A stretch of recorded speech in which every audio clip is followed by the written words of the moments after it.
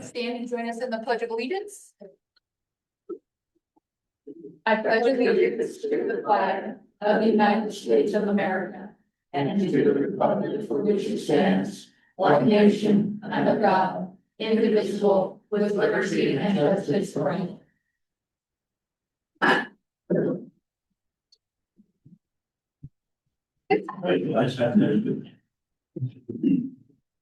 Okay, let's start with the approval of the agenda.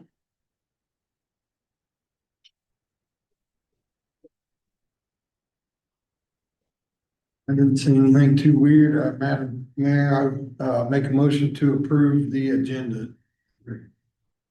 I'll second.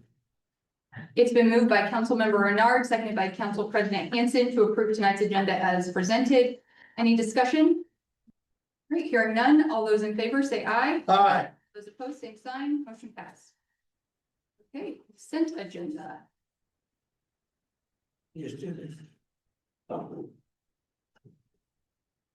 Madam Mayor, I make a motion to approve the consent agenda. I'll second. It's been moved by Councilmember Renard, seconded by Councilmember Allen to approve the consent agenda. Any discussion? Hearing none. All those in favor say aye. Aye. All those opposed, same sign. Motion passed. Okay, we have nothing for public comments, so we'll move on to unsafe or dangerous structure at 1402 Gay Street, public hearing. Madam Mayor, of course, this was, Ms. Bredenbrock brought this into the council back in April, set a hearing date for tonight, so basically, y'all would have to put the back all the pictures from the place. Basically, at this point in time, you hear any comments from anybody in the public regarding that property. And then later on in the meeting, we'll discuss if you want to make it an unsafe or dangerous structure, then we'll discuss some processes then. So I think those pictures are self-explanatory, so. Ethan, do you want to speak? Do you have anything to say? I mean, from the outside, I would say that it doesn't look like it's unsafe or dangerous, but Give it a name. Come forward. Yeah. That way they. Could you introduce yourself to the people that don't know you? yeah, Thank you. Ethan Bing. Yeah, so I didn't get 100% loss on the building as well. So I would say that it is definitely fixable. We started to gut it today. Started doing some renovations to it. If I would have got $180,000, then I'd say that it was deemed unsafe, but it's always safer than a lot of the houses that I actually knew working in this town. So, other than that, I don't have much more to say, honestly. I mean, there's a lot of other places that are pretty unsafe that are a lot more of a hazard to the city than. So the council knows we're still holding his insurance proceeds. So. Yeah, which is And fine. insurance value was almost spot on to what the county appraised value was. So. Yeah. Yeah, I mean, it was spot on, but. So Ethan, could you tell us a little bit more? You said you're trying to gut it, just. Yeah, got it and gonna. Do you have a timeline? Wire it. I would say within a year to year and a half, it should be. Clean it out, rewire it. Yeah, yeah. You can discuss that part later on, that's why we did do a resolution night, so there'll be some discussion. And move to the next step after that. Anything else you want to add? No. All right. Do we need to close that or we just move on to? Close the hearing. Do we need a motion and everything? Just do it. All right, well, we will go ahead and close this public hearing for the 1402 Gay Street structure. Okay, let's move on to unfinished business agreement between the city of Ellsworth and Ellsworth Fire District Number 2. I believe District 2 has a presentation.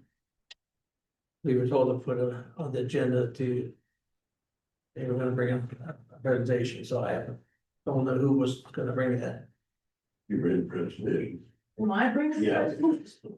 Somebody asked Angela to be on the agenda, so if you're. Good evening, I am Julie Minke. I am treasurer of the Lincoln Township. Been on the board for, oh, I don't know, 15, 20 years. And I guess it's, what has been brought to us is that we and 4 other districts are at this time paying $2,500 each for fire protection.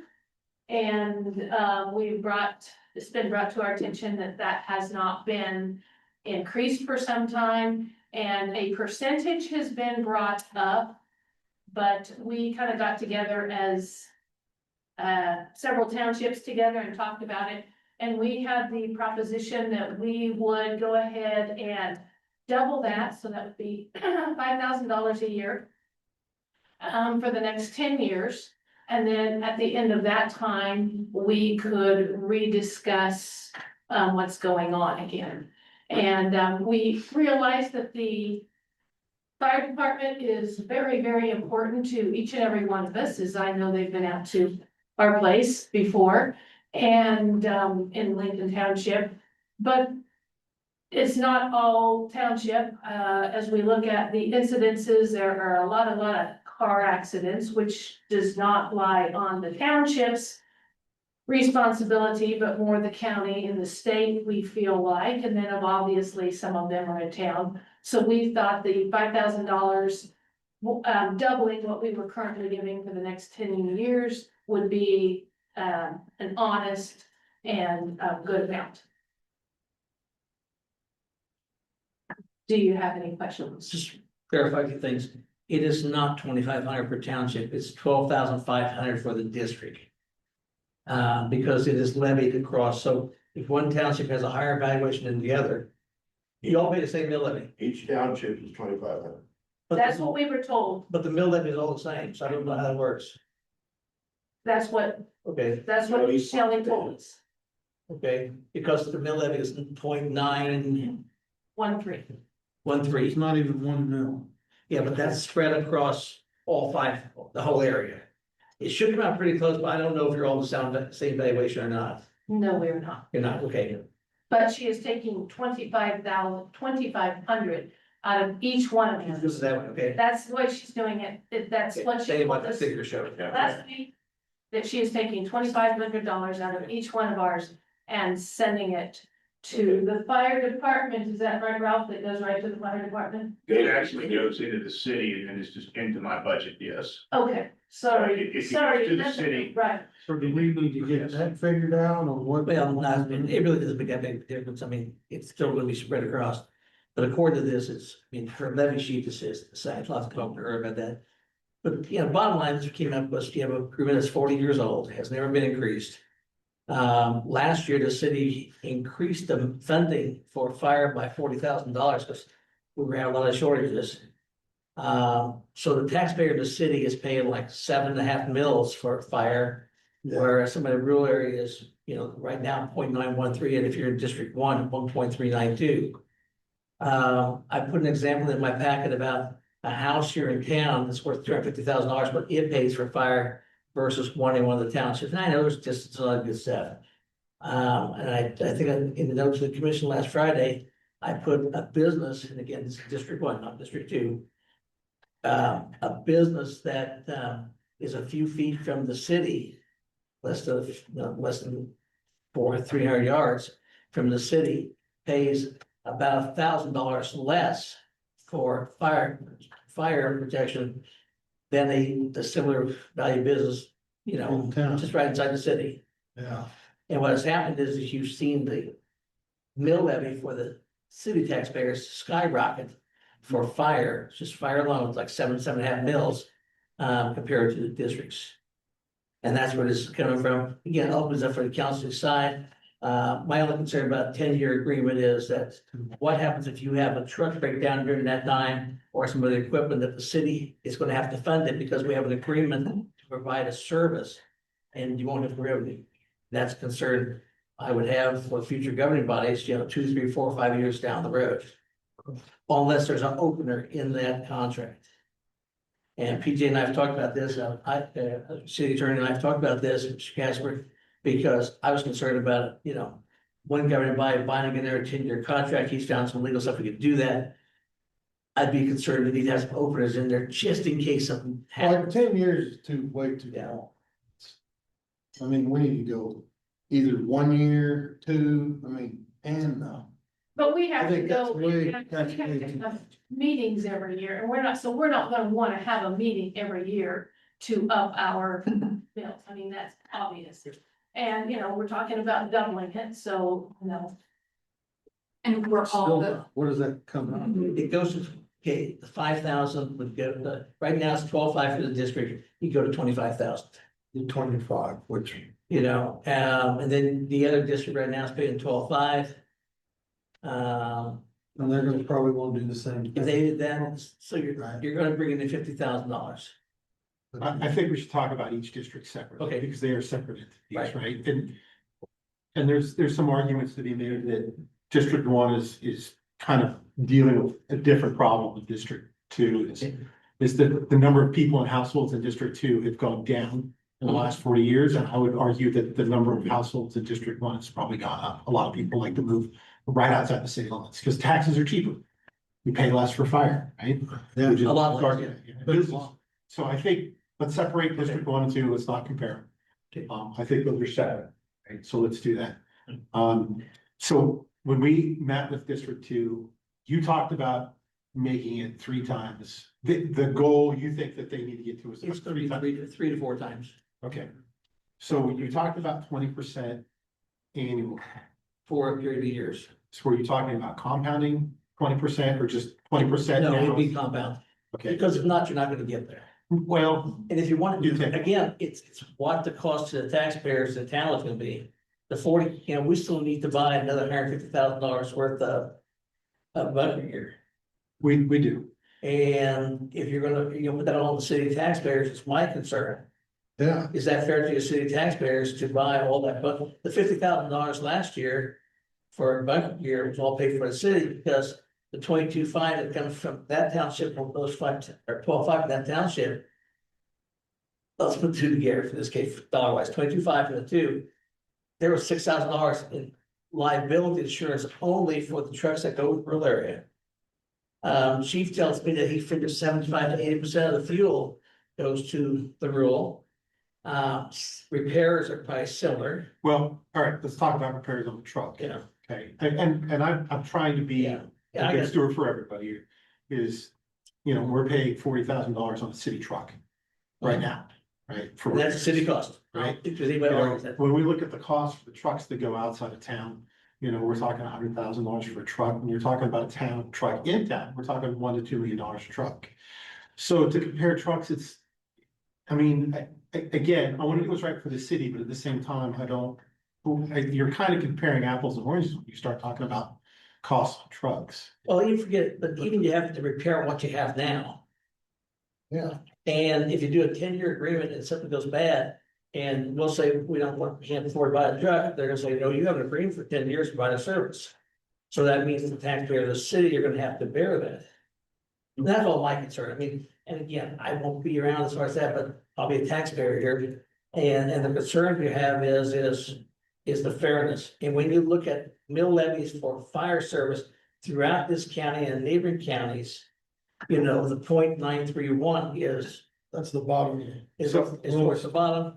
There's council over here down by Holyrood that's paying $15,000 a year and they only have a $2 million valuation, so they're at 7 mills. Okay, so I crunched some numbers last night. It's so 20% compounding to get to 3 times the amount, $7,500. The difference between their proposal at 7 years of doubling it now and Okay. compounding at 20% is only $9,000. Right, and I understand the concern that if a truck breaks, that the cost could be on the city, right? And again, if you did like a 7-year contract, we're only out by. Not about much. at all. No, you're not ever here though, due to compounding out. No, that's what I'm saying, compounding. The point is if you don't, again, you have to compare. No, Not all but state I'm- taxpayers are having a problem over the Yes. years. And I get that. Yeah. Well, just look at what they continue. pay, $26 and we pay $215 if it's 250,000. $26 a year versus $215. I mean, that's a big difference. But I would argue that the cost to maintain a city fire department is not the same cost to maintain a rural fire department. When you look at cost of trucks, cost of maintenance, yes, fuel for outside of town is Uh-huh. much more, right? Yeah. I get that part, but I think the cost of the maintenance and purchasing the trucks. Well, how often does a city truck get crashed? Going down a ravine, or how often does that happen in town below? I don't know. Has So- anybody destroyed a truck in town to where you couldn't drive? Has that ever happened, Ralph? Well. Not in this town, but it does happen. Well, okay, I'm talking Ellsworth, I'm not talking any other towns, but how many times has a truck been crashed in town going to a fire? Not out of town in a pasture, in a ravine. How often has that happened? Has a truck been destroyed in town? I'm gonna say probably not very often. I cannot recall any. Okay, there we go. So we've lost how many trucks? Just one, just that I, one of them, we are repairing, we got a grant for that, it's not on the city to repair that. But, you know, a city truck though probably isn't gonna go through the, I would say near the amount of damage as one Well- bouncing around down. Okay, but here's my counter. I'm just saying that It's the ladder truck didn't get crashed, we just needed to fix it, it was $40,000. well, you gotta maintain 502. what you have. 502, the one that we got a grant for to fix was 16,000. So that's why I'm saying this, the maintenance on a city truck is not comparable to Does a. the county itself contribute anything to the fire department for runs on interstate or on, No. so is that something we need to look at? Is it There's part always of the possible- commissioners? That'd be great, you know, and it'd be great if there's state legislation, but as I had, somebody one day is like. You know, we have the same problem in this county as they do every county that's an interstate highway in Kansas, I mean, you know, so be it. You know, because there's accidents in Ellis County and Gove County and everything else. Mr. Gove County is, there's nobody lives in Gove County. Mr. Dingle, Madam Mayor, Madam President, since Ralph is the chief of the fire department, I'd like to hear what he might have to present.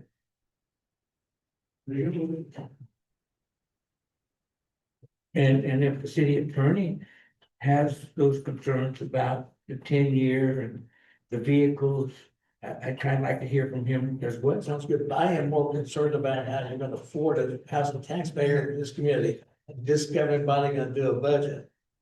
And you know that property tax issues are gonna become greater every year. And if you have to increase your budget, that means that you can't raise property tax, that means you have to cut something else in your budget, from streets to recreation, to parks, to golf course, whatever they may be, it's the general fund or police department. And I mean, that's something you have to get that balance. I always talk about the balance of those things. And, you know, when I look what our townships pay, Yeah. their districts, you know, we've talked about the Marquette, you go up here, and those two towns is paying $65,000 for you. Yeah, well, I mean, that's like the other extreme would be. I'm Not really, that township, Blackie Township pays over 7 mils too, Okay, What does the city taxpayer pay? about 7.5, 7.5 mil, give or take. and they pay not even more. Is that what, okay, well, we need to bump, that needs to be I'm bumped not up. arguing it doesn't. I mean, it's gotta be, It does. or we're not gonna have enough money to run it, right? I mean, we're gonna be cutting. I mean, it needs to be bumped, but. Robert, you go ahead. Ask me a question, I'll try to answer it. I mean, so from my perspective, obviously, is I own property in the town and I'm in District 1, not District 2, so I'm on both sides of the coin in that thing. I think the biggest, I visited with them, and the fact that they came forward and said, like, we're willing to double what we are presenting. To me, from where I sit, is a fair start. I understand the money part of it. It's like, well, in the long term, we probably need to be at a different place, but I don't think we can jump at that much all at one time. I just don't think that's, I don't think that's. I don't know if I can use the word feasible, but I understand where that's going. So the fact that when we had talked about trying to do increases and it hasn't been touched for 40 years, and then they're like, you know what, we see that there's, and come forward with a proposal to double. I understand also the concerns that says we can't lock ourselves in for that long. I understand that as well. And when you look at the mill levies and you realize that there, you do see that there's a great disparity. I see that. My thing on our side of it is that we do have, yes, we do have got a great bunch of guys and we have a lot of equipment, but it is aging severely. You know, and at the end, and I've said this on other stuff, we're comparing city and rural, but when my newest engine is over 25 years old, we're facing, and we're not the only ones, there are a lot of departments facing this because it's expensive. By the same token, the truck that's been referenced as lost, we are building that by the time we're done. We've been working on it, well, literally almost 2 years and we're getting close. But we're gonna have probably 60 to 65,000 into that as a rebuild. Anyhow, my thing of it is we've got aging equipment and there's stuff that ought to be fixed. That in times past, there has not been enough there to fix it, so we have figured out how to get by. Still long term, and we've got to look as we can't continue to run.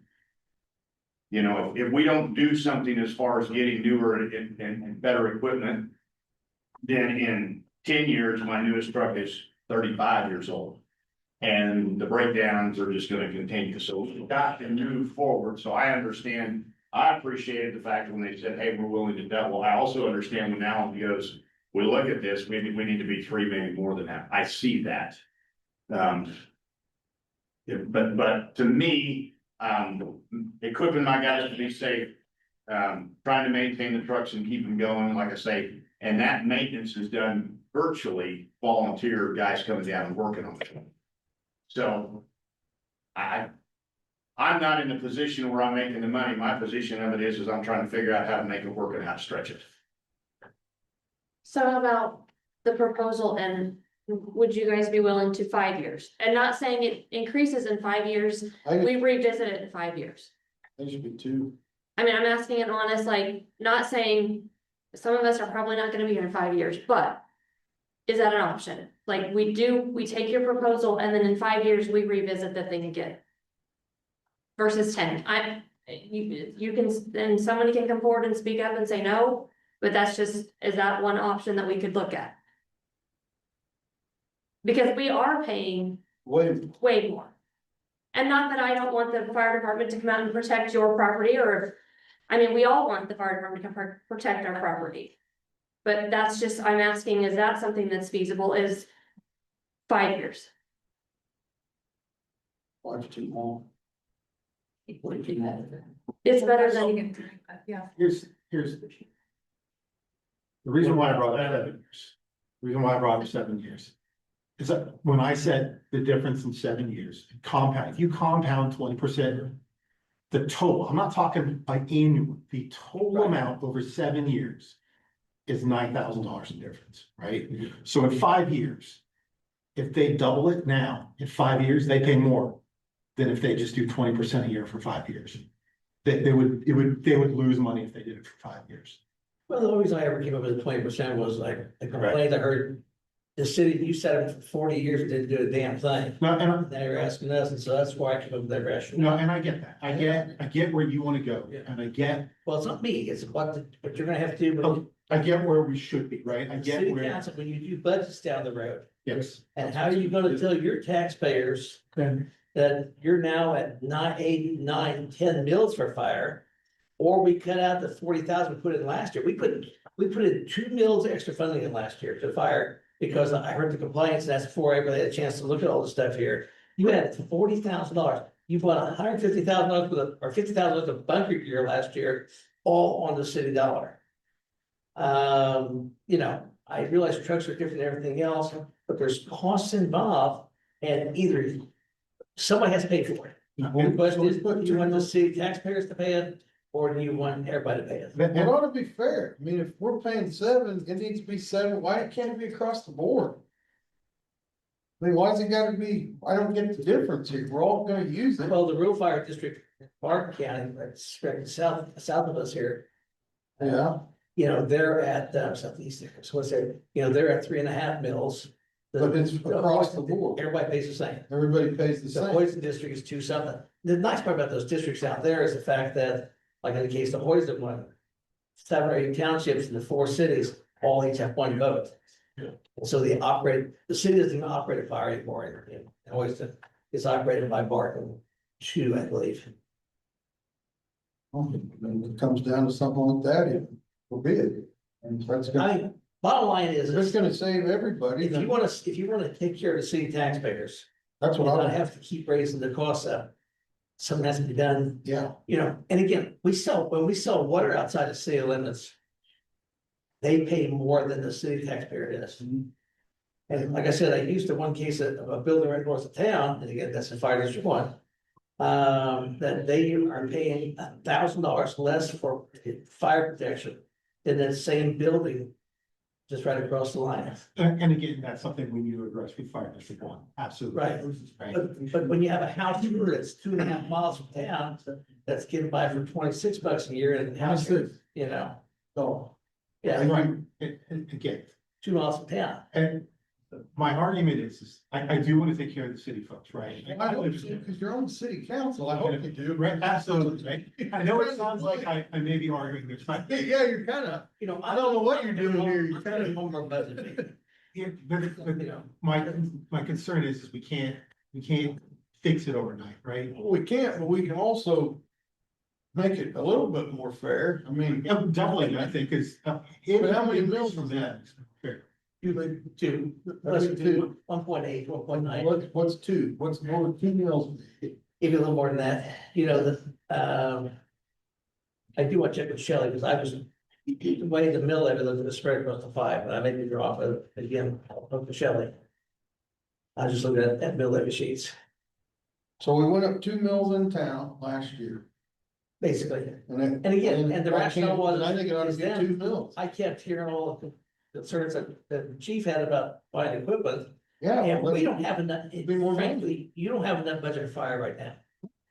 You got equipment that's older than the hills, You don't have to tell me about the fire How do you- department, the budget. how do you pay for it then? Maybe it's good that the. Well, how do you pay for What if we kind of it? Yeah. charge them too much? Like, could they just say, hey, forget it, and then go somewhere else? Like, I They feel could. like They we're could, getting a little bit into the weeds in my, like, I feel like we're just arguing the same point.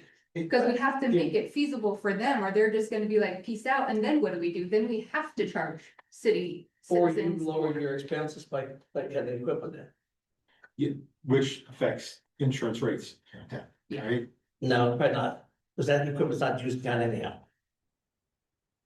But, We'll have to, so yeah, my argument, though, is the only reason why the only argument I have here is their proposal. At 7 years is essentially the same as your proposal, 20% compounded annually, is the same as doubling it. 7's too long, we need to look at it like in 3. I'd go for 3, If that, then I would go back. and because everything goes up, I would talk every year it goes up. 20% I compound. don't know why you do a 7-year. the only problem they're gonna have to, and I think we thought of this since that, we thought about that is. Every year they go up, they're gonna have to do an R&R hearing. And of course, there's gonna be issues down the road with possible tax lids and everything else. This issue, you know. That one sounds like a lot, I'm not gonna argue that. But it's definitely a small amount of dollars, Well, and I realize if you're going, you're doubling, if you triple it, you raise them, you go from 0.9 to 2.7. Which is still 4 mils, almost 5 mils less than you pay here in town. Yeah. I mean, it seems like a bunch, it sounds like a bunch, I get it. Maybe we hear more from them. Yeah. hey, Cause I saw a couple people, talking amongst themselves in the audience. I'd kind of like to hear what other thoughts are there. 3 visits. Well, you talk about those other townships, you need to look at their budgets. One of them budget is 120,000. Ours is 30,000. So you can't be saying, well, they're paying this much. They have hard taxes, I'm not gonna argue that. And you look at 2 mil on a place in town. That's basically on your house, right? What's 7?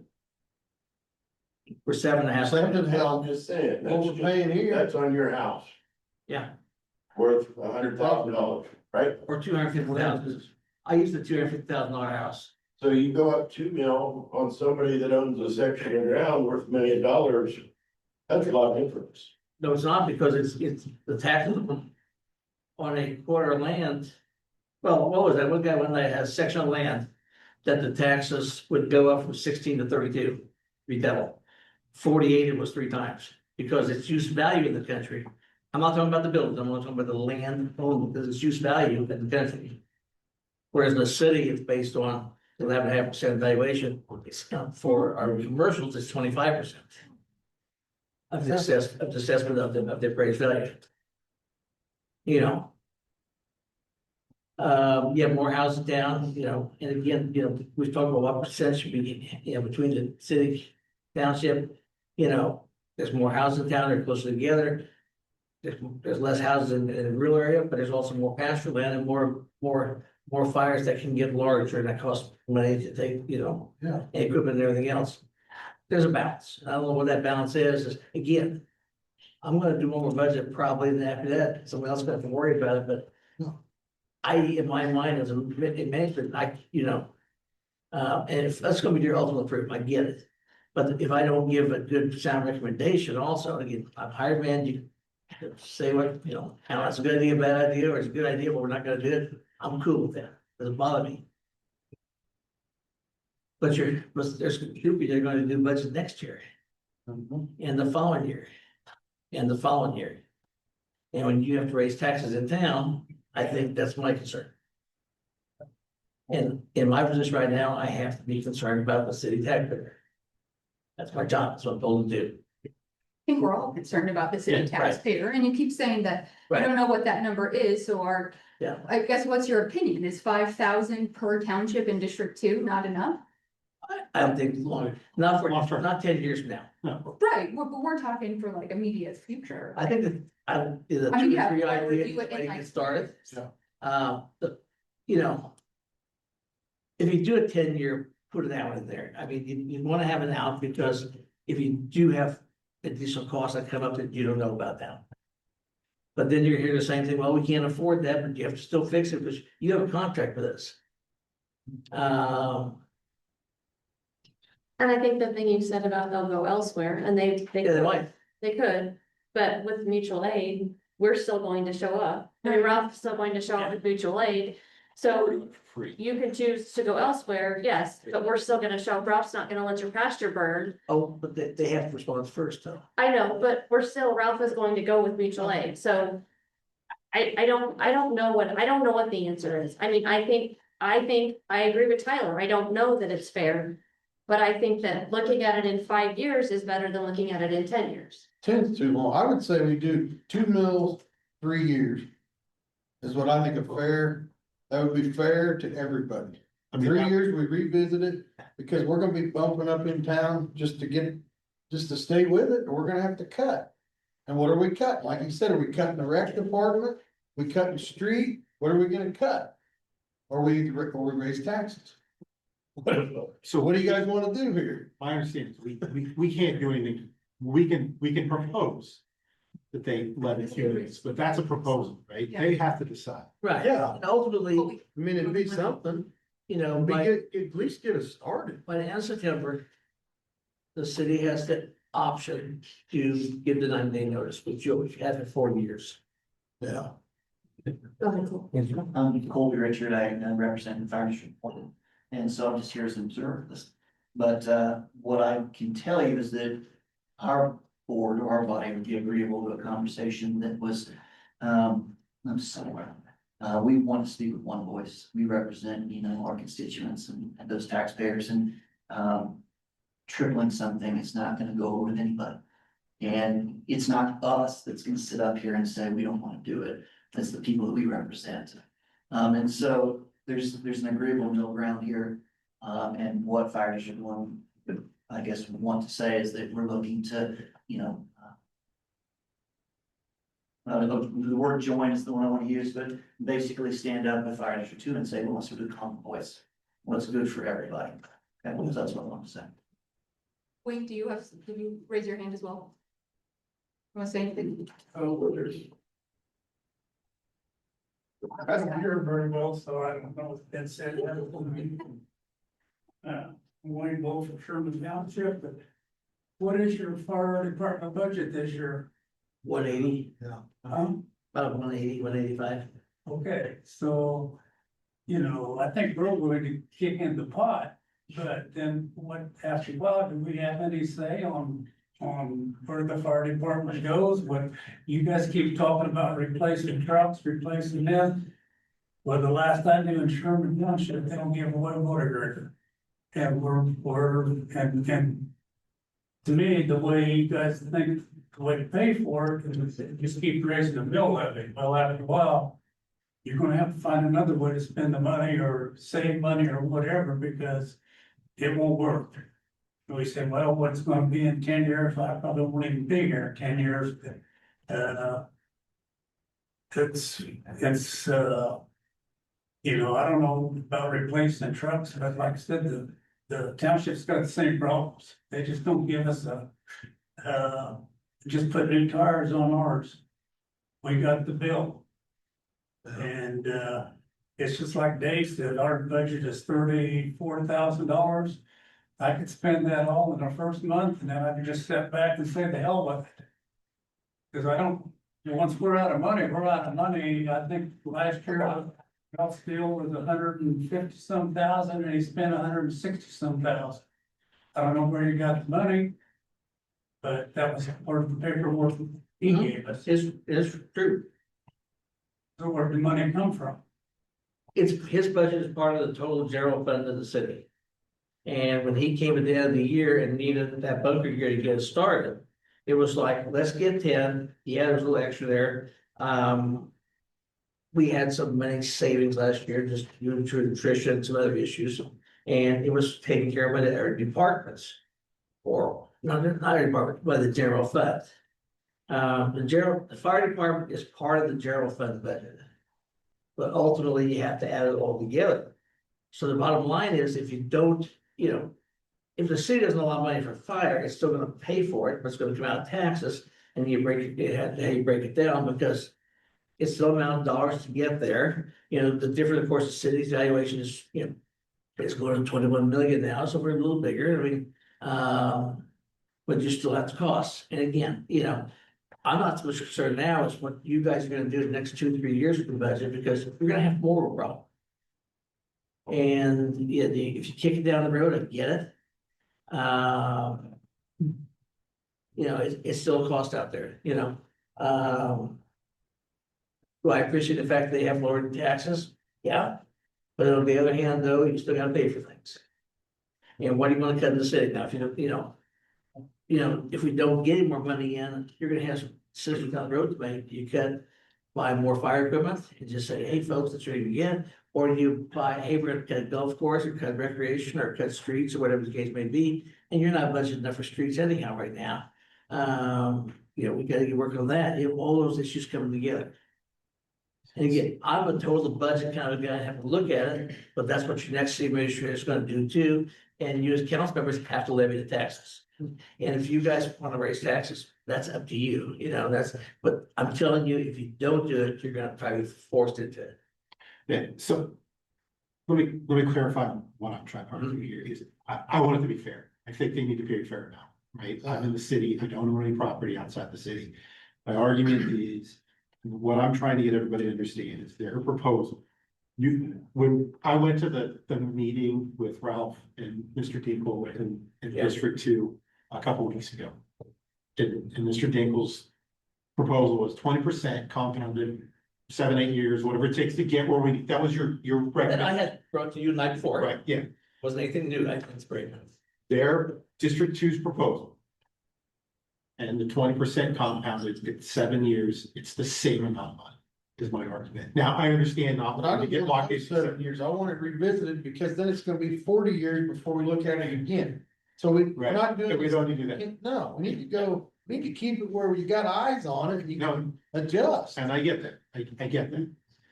And so if we're gonna do annually or semi-annually, we need to kind of go back to instead of doubling it to 20% or whatever it is compounded. Yeah. And so I would hesitate to say double it for 3 years, because that's worse than your recommendation was, right? That's gonna. That was what I brought to you because I heard of that and you guys all agreed to that be. Right, and that's what I'm I saying. didn't hear anything that was against that. So if we don't wanna do 7 years, which I understand, I understand the I concern, think 7 years is way too long. I'm thinking 3. or 10. 2 or 3 years. Their proposal was 10, I think 7. What do you guys think? Based off their. recommendation, but It needs to be looked at Well, and more. I think 5, because it's been 40, I know that, but it's been 40. And I don't think that, Things If jack they're- up in 5 years. and I understand that too, Tyler, I'm not arguing that fact with you, but I think since it's been 40 years. And If it's nobody's, every 3, at least you'd have kind of the same group, at least some of them looking at it though, instead of 5. so what are we recommending, 20% compounded every year? That's about, I mean, that's a good start. Okay, and I guess I'm gonna stand up for the rural farmer today, as we know, it's tough out there, and I'll tell you how much I pay in property taxes a year. We go down and check in the office, we pay over $21,000 per year in property taxes, so I don't wanna hear your fair share, okay? There's less than 30 people in our township. And we have to cover, I know there's some outside rural owners that, own land outside of our township. But pretty much if you think about 30 people trying to cover all of that, it's a burden. And so, if you guys wanna raise taxes and stuff, there are great possibilities that the fire departments could go, or, that they could go somewhere else for fire protection. They'll call them, and then you guys are gonna come to assist anyway. Because I know ours is this, but like I said, I think that paying over $20,000 a year. I don't know if your guys' taxes are that much, but every time I go to write it out every 6 months, it's rough.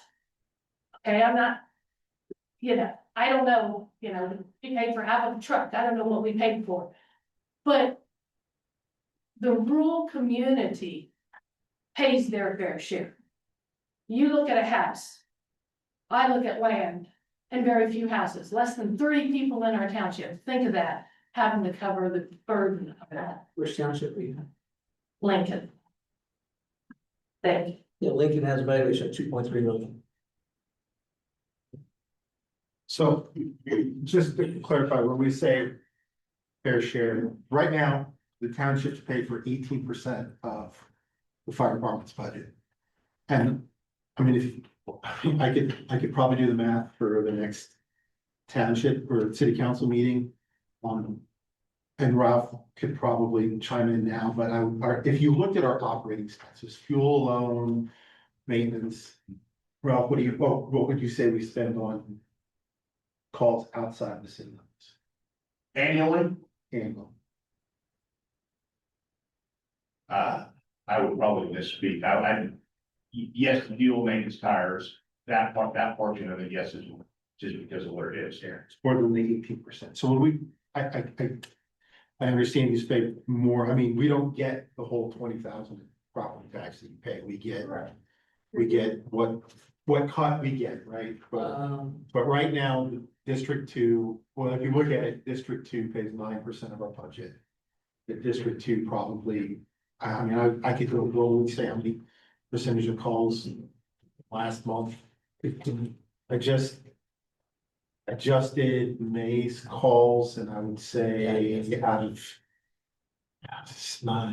16 calls, I would say 12 of them were outside the city limits. And 3 of them were EMS calls or helicopter calls to the hospital. Well, no, those were inside the city. I'm gonna count those inside the city. Yeah, right.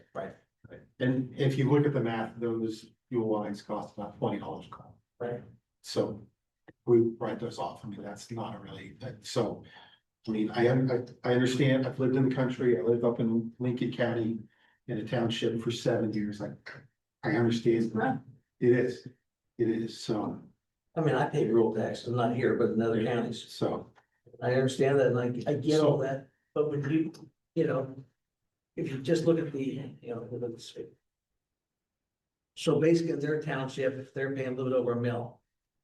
If they do the 2,500 per township, because they're 2.3, so they're 1.2 mils in that township. So that again, I'm talking Shelley, but So what do we want to do? 20%? ultimately you have to make decisions. 3. I mean, we can look at it in 3. 20% compounded over 3 years. Yeah, I mean, it's a good start. For the record, that's less than doubling in 3 years. and then we do this again. Mr. Casper, you have any input on this, sir? I didn't question the motion on this range. My thinking is your thought process may be a little more, May give me more credit than I deserve. In listening to all of this, I mean, there is not a magic number. I mean, if there was a magic number, city would throw it out, townships would say, you'd have the same number in mind. I think both sides are doing what they feel is best for the individuals, who elected them. City wants to do what's best for the city, and townships want to do what's best for the township. So, will you ever come to an agreement that both sides are happy with and say are absolutely perfect? I don't think so, because if you had that, that would have been done, you know, way before now. So what the city I think needs to look at, is exactly what you guys are discussing.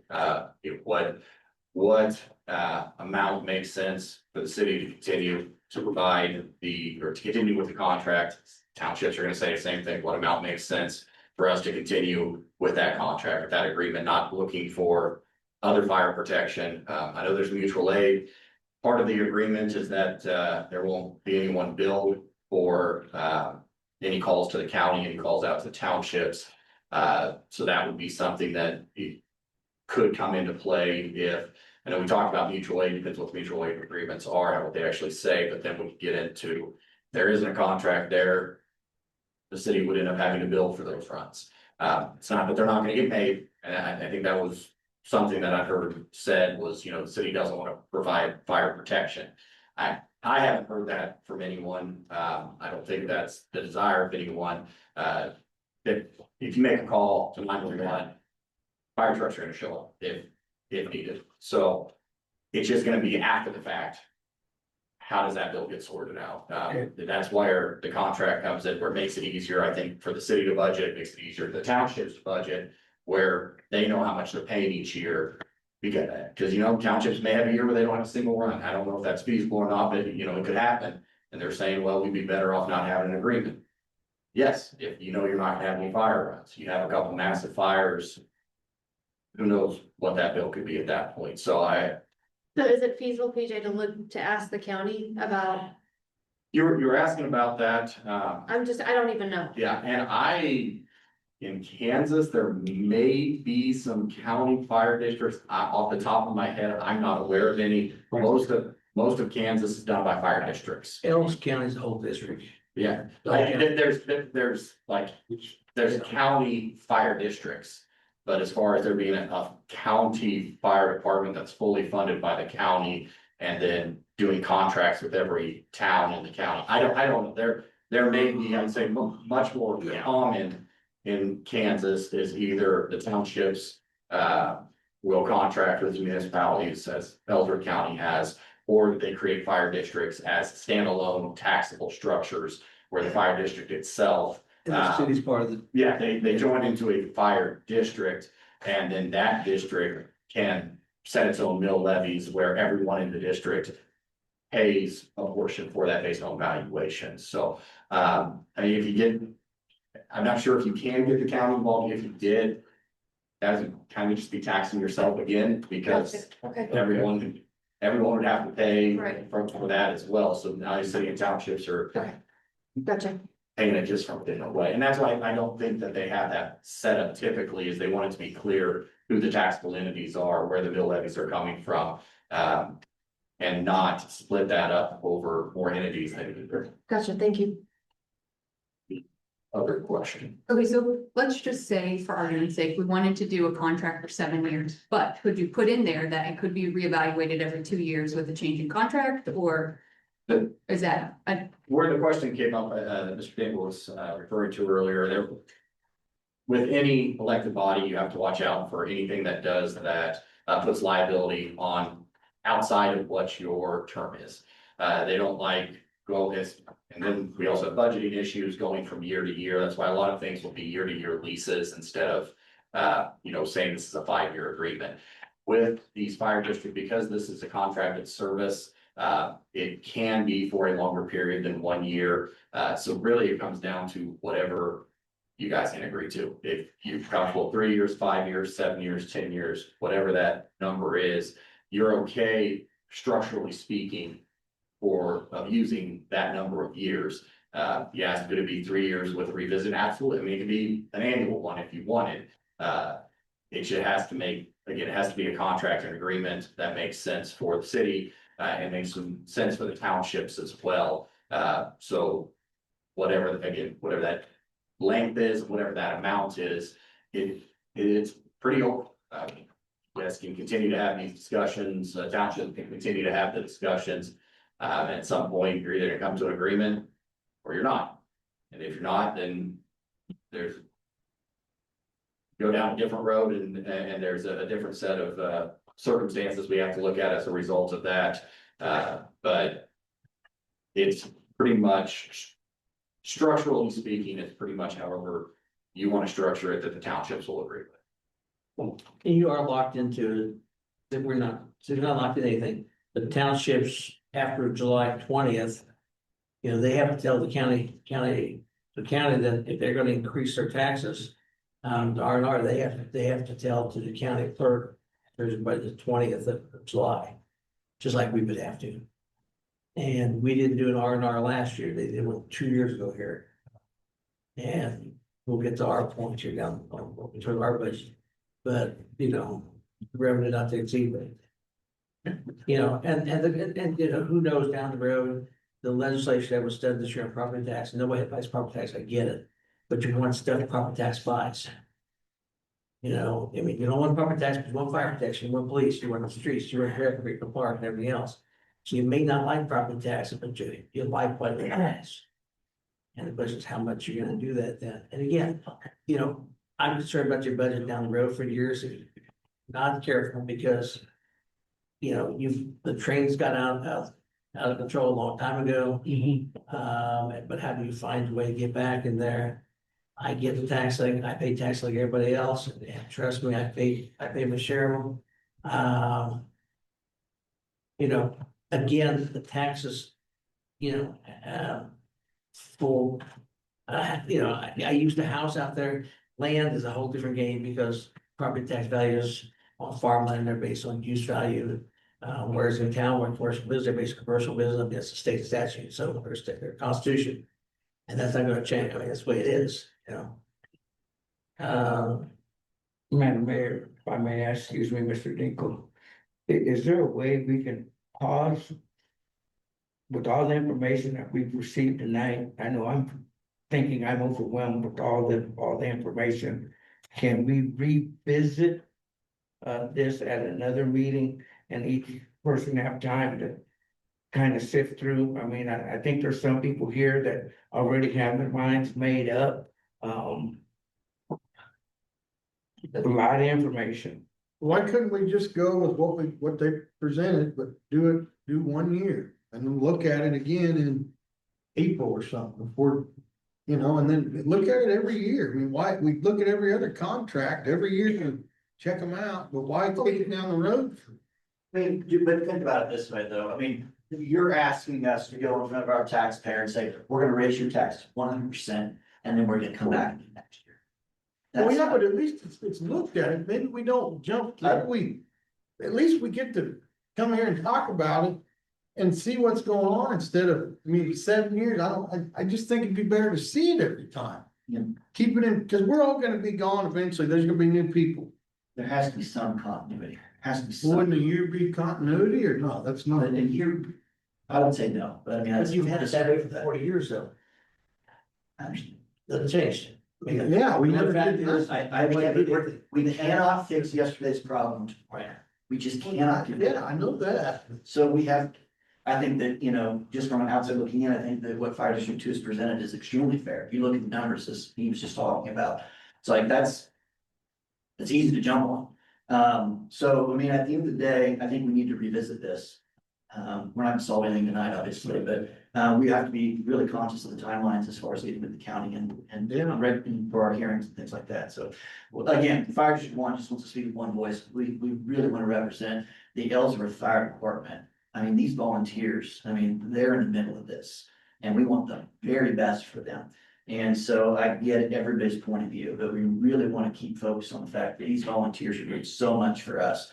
And we need to really step it up to really help them. And so nobody's questioning that we need to give more. We gotta give more. We all agree on that, but we can only do so much with our constituents. Otherwise, there's gonna be a lot more pushback and we don't want that. So that's my 2 cents. So Colby, 5 years, what is your right on 5? You know what, I think that ultimately, this is 5 years on the double. So on the, I think we can probably have that conversation for sure, but again, it's, we want to speak with one voice with fire district attorney. So their opinion matters. Mr. Kempke, did you have something to add? Okay. Yeah. The old contract was year to year. And you had 30 days before the end of the year to say, okay, we don't want this anymore. Either side could do that. I didn't want to go into this and double it on a year-to-year deal. Because 2 years down the road, they say, well, we want to double it now again. That's why I didn't want to go year to year. And they say in 2 years, 3 years. You know, Well, yeah, of course, I mean, nobody would wanna do that, but I mean, at least you gotta negotiate and at least check it out. More than 10 years, I mean, that's a long. time. yeah, and I say, It's a long time. I don't know how many years I walked across the street with that check. Thinking, and I've even told them over there, I says. Surely they're gonna wanna go up here pretty soon. Yeah. In several years. I don't I've know never heard of this either till, if nobody was looking into it or what, well, yeah, I don't think anybody was. It all got caught somewhere and and that's why. Yeah, it's been a long time, but we can't just say, hey. We can't go up 3 or 4 times all at once. yeah, I So mean, would it be feasible then for you guys to meet again as a committee and see if you could renegotiate? I think they need to bring a proposal. I mean, ultimately, the city council has to decide where do you want to be. You have to decide that budget wise and everything else. And again, my only concern is this year budget will get through. It's not an issue, because we run AM. The question is down the road, what do you want your fire department to be as far as equipment? Replacement, all those things. You know, we don't even talk about, when I talked about $6,000 for insurance, that was just on the vehicles. It's not their share of the liability insurance, so, you know, when something happens in a rural fire right now. And somebody sues, the city will get sued, the fire districts do not. You know, the city ultimately is the one's going to get sued on, not the districts, the city, because they're providing that service. And those are the things you have to put a value on there. so we put You know, something on there. I think we need to take a fair look at it, because, you Yeah. know, the way for them, if everyone's control on both sides, you need to go to a total district, everybody pays the same amount of taxes throughout the district. We ask you guys just to step outside if you're gonna have a conversation at least. The bottom line is just how do you, how's the city gonna budget? And like I said, we'll get through the budget, it's not a big issue. But next year, you're gonna have a new city administrator, you're gonna have council, you're gonna have to figure this out, or you gotta quit spending. If you quit spending, what are you not gonna buy? It boils down to is what don't you want? You know, And I think ultimately it boils down to, we've got Yeah. a bunker here that's how many years old? We've got guys going in every single day and putting that stuff on, and you're praying that equipment doesn't fail, and they get to come home to their families.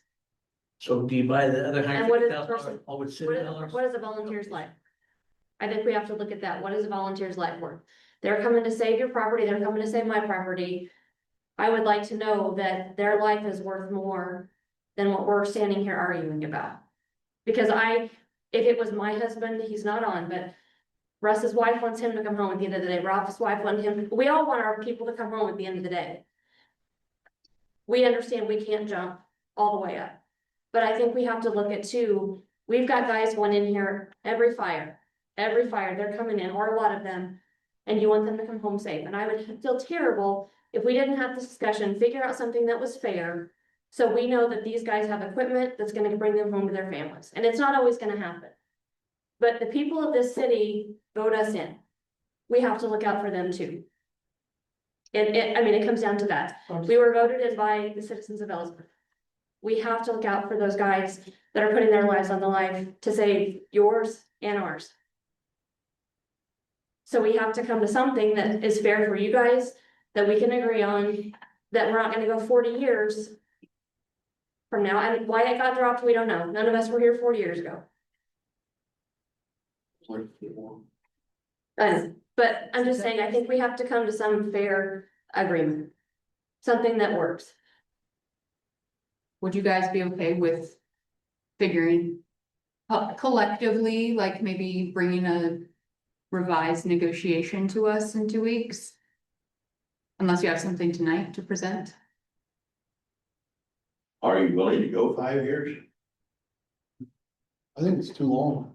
I think it should be at Well, least, Tyler says no, what do the rest do? yeah, I mean, at least ought to be 4, what, cause you pin it down a council with a 5-year deal, you don't need, you at least need to be 4. Right, I mean, wouldn't that make, or 2? The only argument I'm gonna have here then with this is, are you willing to set your budget? The whole city budget for the next 4 years, not knowing what costs you're gonna have. Yeah, that's. the And that's thing. always a concern, because if you make an agreement to provide a service. And they're gonna go, whoa, you have an agreement. Well, this went that, or this cost more, or this happened, or whatever the case may be. And, you know, don't put the city in this position where. The city has to cover costs. And again, nobody wanted to happen, but things do happen, trust me.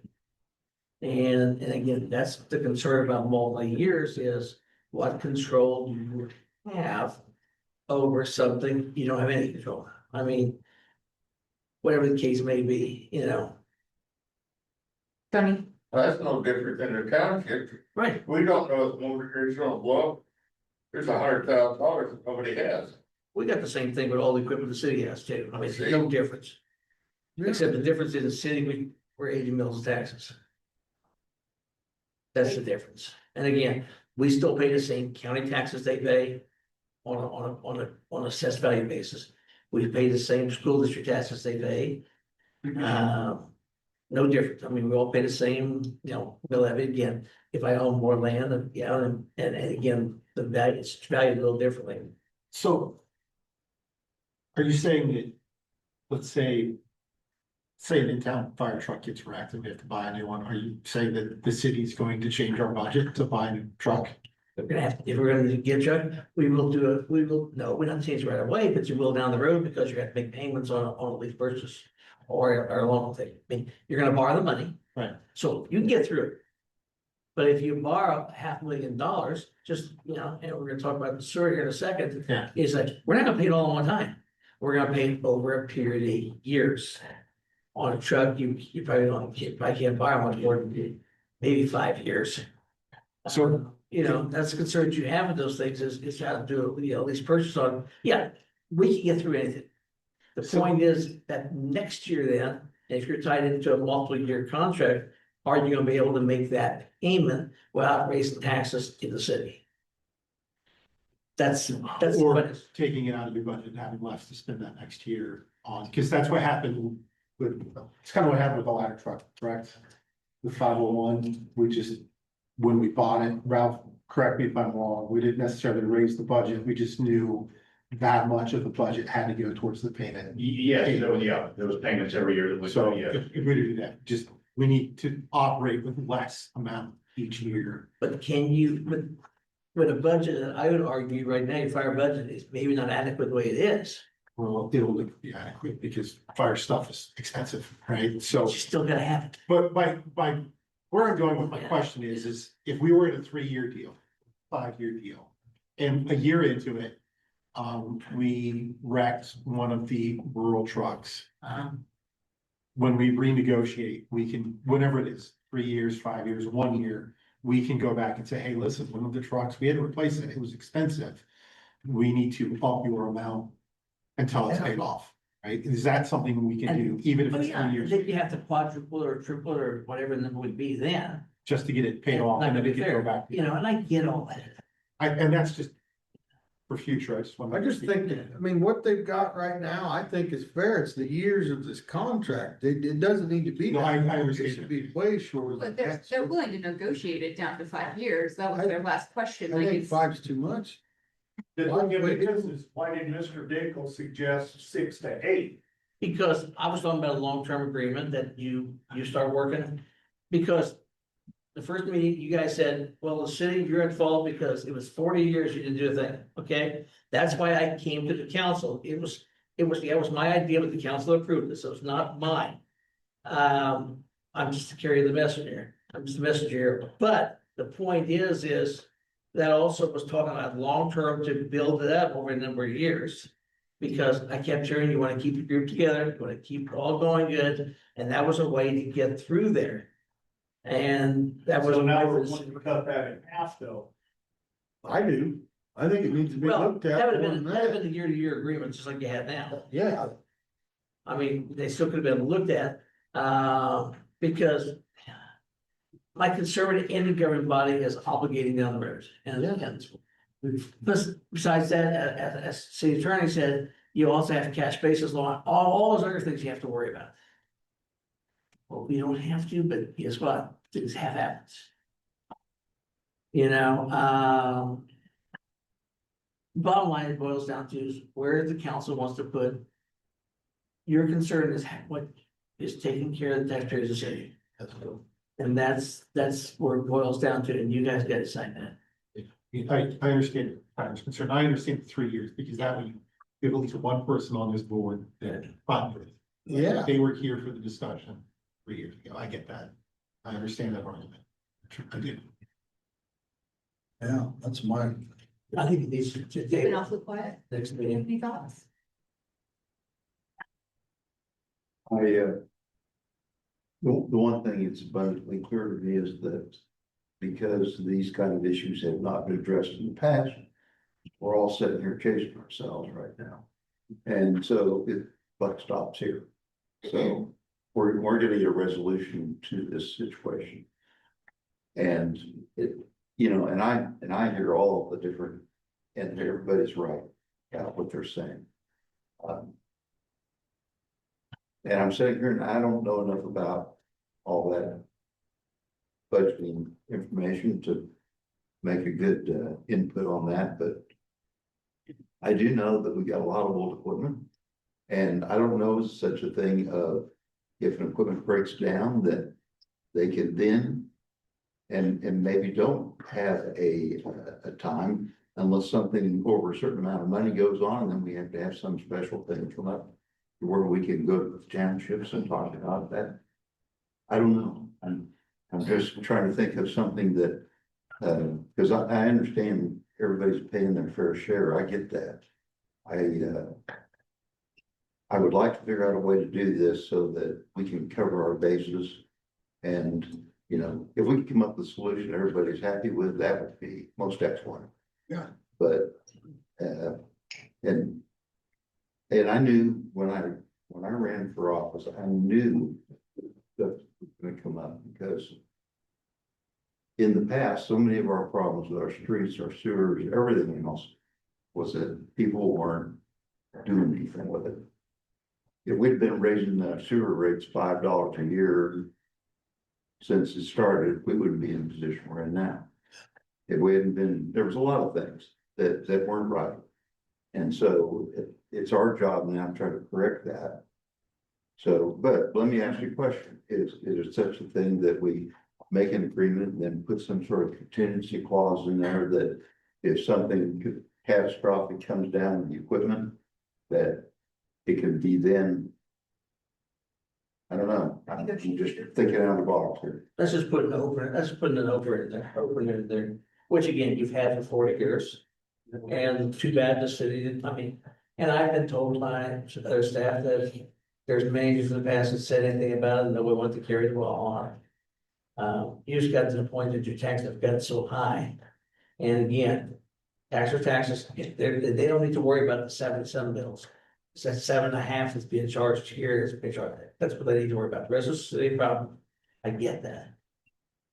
But it's what you tell your taxpayers. I heard a strong argument from Madam President, and I heard from the gentleman in the back that, it sounded to me like they were opening, there was an opening to a renegotiation. That's what I heard. Tyler, I also hear you.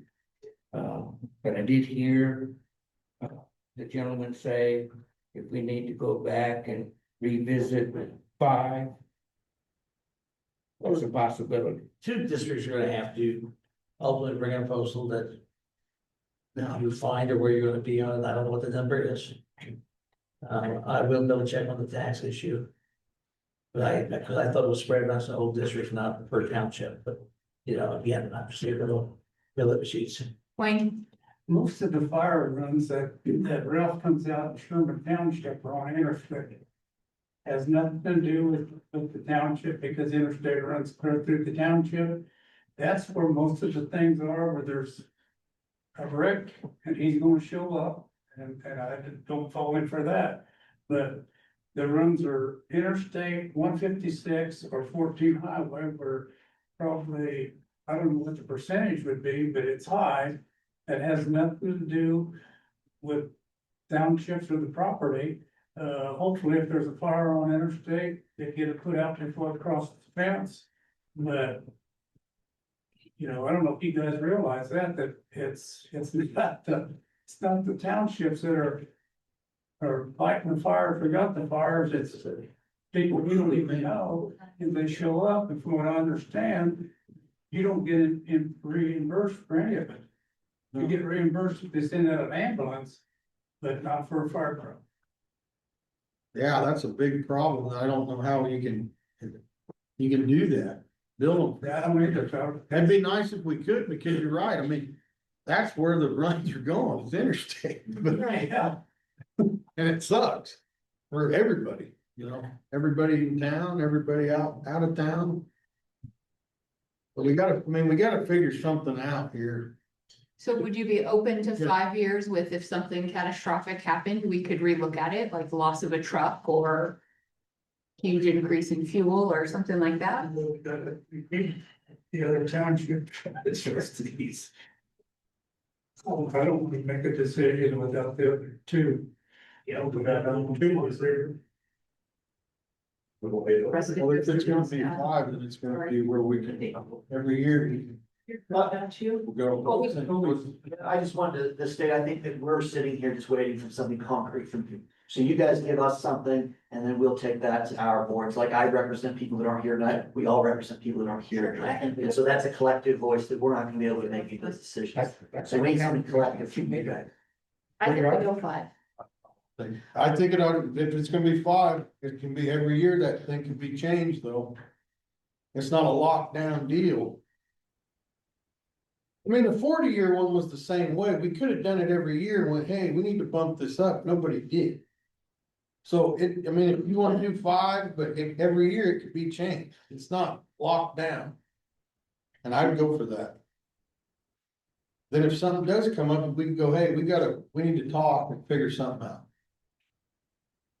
Do we need? I think 5, I think To give to them, or can we just, do we need to vote I don't know on about something 5 to give is to them or just 4, kind of a general but consensus? Both, I think, give you consensus. If you vote, is that your bottom line thing? I would. You're negotiating, so I would think, I wouldn't vote. And 7, 5, 1. Those are the options that have been presented tonight. We know, Tyler, you're every year. I just don't know why you couldn't go look at it. And it's not like everything has to, not like it's gonna triple, but at least we could sit down and go, okay, what happened? You know, what are we looking at? In the next budget? I mean, we do that for the high school football field. Don't we have a contract? And we look at that every year, watering the grass, you know? I mean, there ain't a lot of Spraying the weeds. Yeah, spraying the weeds, I mean. Yeah, that's annual. It's an annual deal. We have a lot of those annual. Feedback for them. I just wanted to clarify that I think it's Mr. Colby. I thought I heard you say at the podium, that you would be willing to, renegotiate or talk with your constituents about Yeah, I mean. I think they're all willing to talk. Yeah, They're we're all very agreeable. They want direction. Our goal is to speak with one voice, and what I would recommend is just have Alan email us something, PJ writes up, so we can see what the language is, we can evaluate it on legal terms, and we can make a decision, and then we can go back and forth with Alan at this point in time. So it'll be, put on the agenda for next time, and the city attorney and I will do wordage. I mean, the bottom line is, you know, they need to know by June 20th, July 20th, so they can handle their budgets. So I think that might be the way to, we can make a proposal, have you look at it, and I mean, at least consensus by it. we're good on the doubling what they pay now, right? I mean, we're gonna go with that as a fair amount for. So you at least know, I mean, if we're all kind of in agreement on that, that would at least be what you're looking at, whether it's. I mean, I would just plan on that with him being, paying double. Russ, Is that what we're kind of in agreement with right now, or? You shook your head. No, or is Here's that- the deal, Tyler. If we do it year by year, next year you're gonna say, well, we're not gonna do it, you're gonna trip, we're gonna trip. Well, I don't know, I mean, but that'll just be we'll negotiate again, I mean, it'd just be. You're gonna have to do it eventually anyway.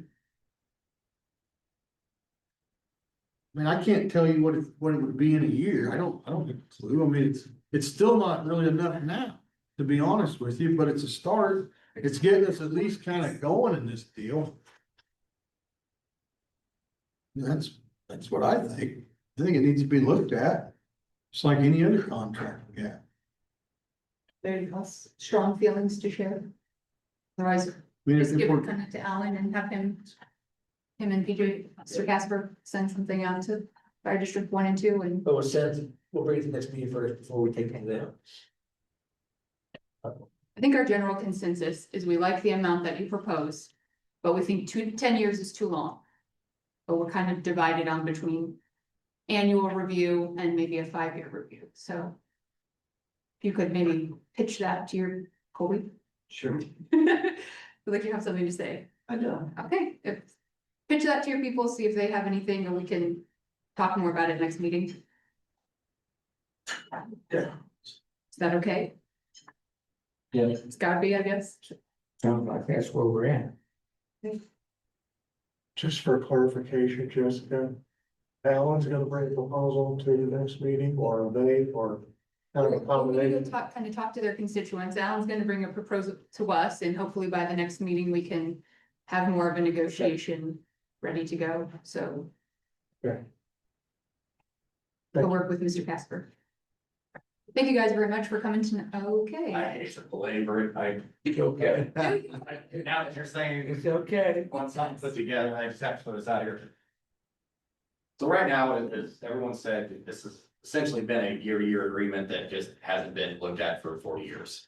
What we're talking about now is maybe a set term, or maybe not, maybe it continues to be a year-to-year agreement, maybe it's a set term agreement. My question is, are we looking, something to think about, I don't have to go tonight, but when we're forming this agreement, are we saying it's if you go more than a year-to-year agreement, is it 3 years and then in 3 years, the agreement's done and has to be renegotiated? Is it 3 years? If the city's happy with it, after 3 years, it becomes a year-to-year, or does it extend for another period of 3 years? That's, when we get into forming this contract, the city can form and the township can form it however they agree to. But it does sound like the terms outside of price paid are pretty much an agreement. Really, all we're down to is, because I haven't heard anyone say that they're unhappy with the way that the contract is phrased, how it's actually utilized or anything like that. It's just simply how much are they gonna pay, how much the townships are gonna pay. So that's, I guess, something to think about when we talk about term. Like I said, essentially, it's been a year-to-year agreement that just wasn't touched for 40 years. So if we're talking and locking in an agreement, we lock in an amount and then do an escalator clause after that. Or you could lock in an amount and say after 3 years, this contract's done, we have to renegotiate a whole new contract.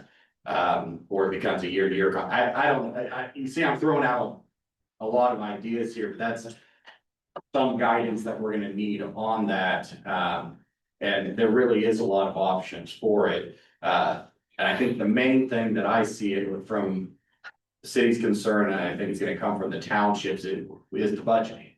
And saying, okay, if we come to an agreement on an amount, we don't want, and I don't think the city wants to be here every year, spending 3 or 4 meetings trying to argue what an appropriate amount is.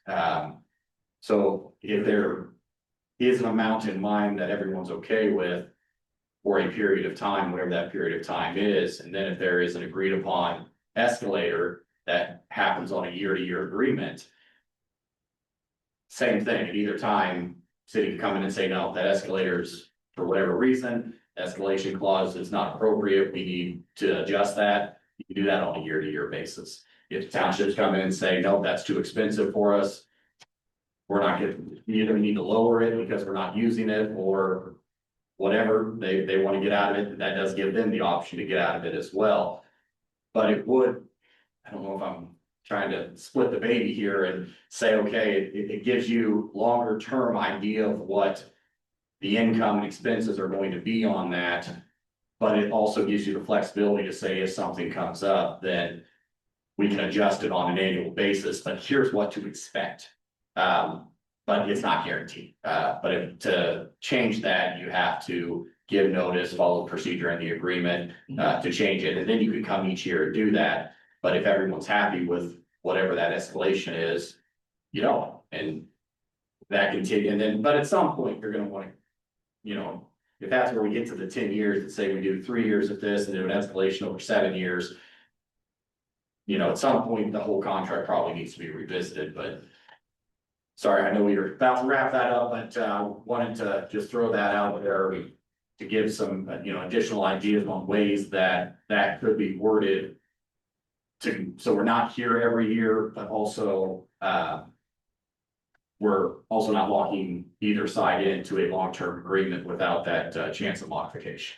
And Mr. Casper, as the city and attorney, county attorney, you would be able to review all of that for those particular items that you just noted. Well, as a city attorney, like I said, the county's not involved with this. Townships are separate entities from the county itself. We have multiple what are considered governmental entities within the county. So as far as reviewing the contract, yes, it's part of my responsibility as a city attorney. I would review that contract, but like I said, I don't think the contract itself is going to be massively different as far as what's required of the city, what's required of the townships. It's gonna come down to payment. What amount can the township pay? Are they willing to pay? Does that work for the city? And then how long will that amount remain in effect? And will there be any agreed upon increases, or are we going to set term and then essentially gonna be back where we are right now? I just think that escalator is a key point. But I was just throwing that out there to give the idea of, hey, there can be an agreed upon adjustment. But there's still an out for both sides that would say, no, that's too much, or no, that's not enough, and it can be revisited at that point. But when we're talking budgeting, we'll talk about sewer, we're trying to budget 10 years to the future. And for any governmental entity trying to budget, they'd like to have a general idea of at least what they're looking at. And I think that's the concern I'm hearing from the township, is saying, well, we don't want to go up 2,500 this year and then have it be 10,000 up next year. But again, it can be adjusted where there's protections for both sides, without having to bring everybody together and have these long drawn out discussions again. If there's an escalator like that, do they have to do an R&R every year? It escalates. Based on the Kansas statute as of today. Yes, Okay, I'm just curious. but who knows what the next, Right, I'm just curious. if the house was taxed over, went across, 3 people in that, 3 to 4 people in that township would stop. Right. Based on that 5% of who voted last Secretary of State and that. So who knows what, I learned a long time ago, I can't outguess the legislature. What they're gonna do with taxes and everything else. I've seen it all in my 37 years, I've seen tax lids, I've seen ways to get around tax lids, I've seen R&Rs now. I've seen them all, you know, and what's next down the road, who knows? Thank you, Mr. Cashman. All right, thank you guys very much for coming and discussing and preparing before. We appreciate it. Back to 1402 Gay Street. You know, basically, you know, since you've had the hearing, they'll say structure. You know, what we hear now is a resolution that will come next meeting, and basically said. You just consider unsafe for state structure, unfit for human use or habitation. And basically, do you want to give it a year? Do you want to give 18 months? Do you want this? The city always had a 60-day, which I think is ridiculously low. Do you want to do a year and review that a year? Do you want 6? Do you want a year, but he has to give project reports every 4 to 6 months? I mean, whatever you want, we can put in that agreement, in that resolution, not agree with resolution. I'd like to see a progress report, because when you start saying, well, it might be for, and they wait till last minute. And then, That's be fair. Maybe the secret be put the 6 month in there Yeah, Yeah. with, by the first meeting in January, the review comes in and then you can change the resolution Because at if that we time. don't, we have something like that one that we ran up that you forgot about, you know, like. Yeah. Run that and it's been sitting there with nothing done to it, so Yeah, 6 months. would be I think fair. 6 months is you fair. know, I don't get where he was saying $180,000 because he didn't have it insured. He had it insured for $50-some thousand. The county had it appraised at that same value. I mean, it's almost identical. And we're sitting on, what, 7,000, whatever, right now, we have that. It's earning interest, I mean, and if and when it's all done, he gets that money back, if he has a ticket to see it's up, tear it down.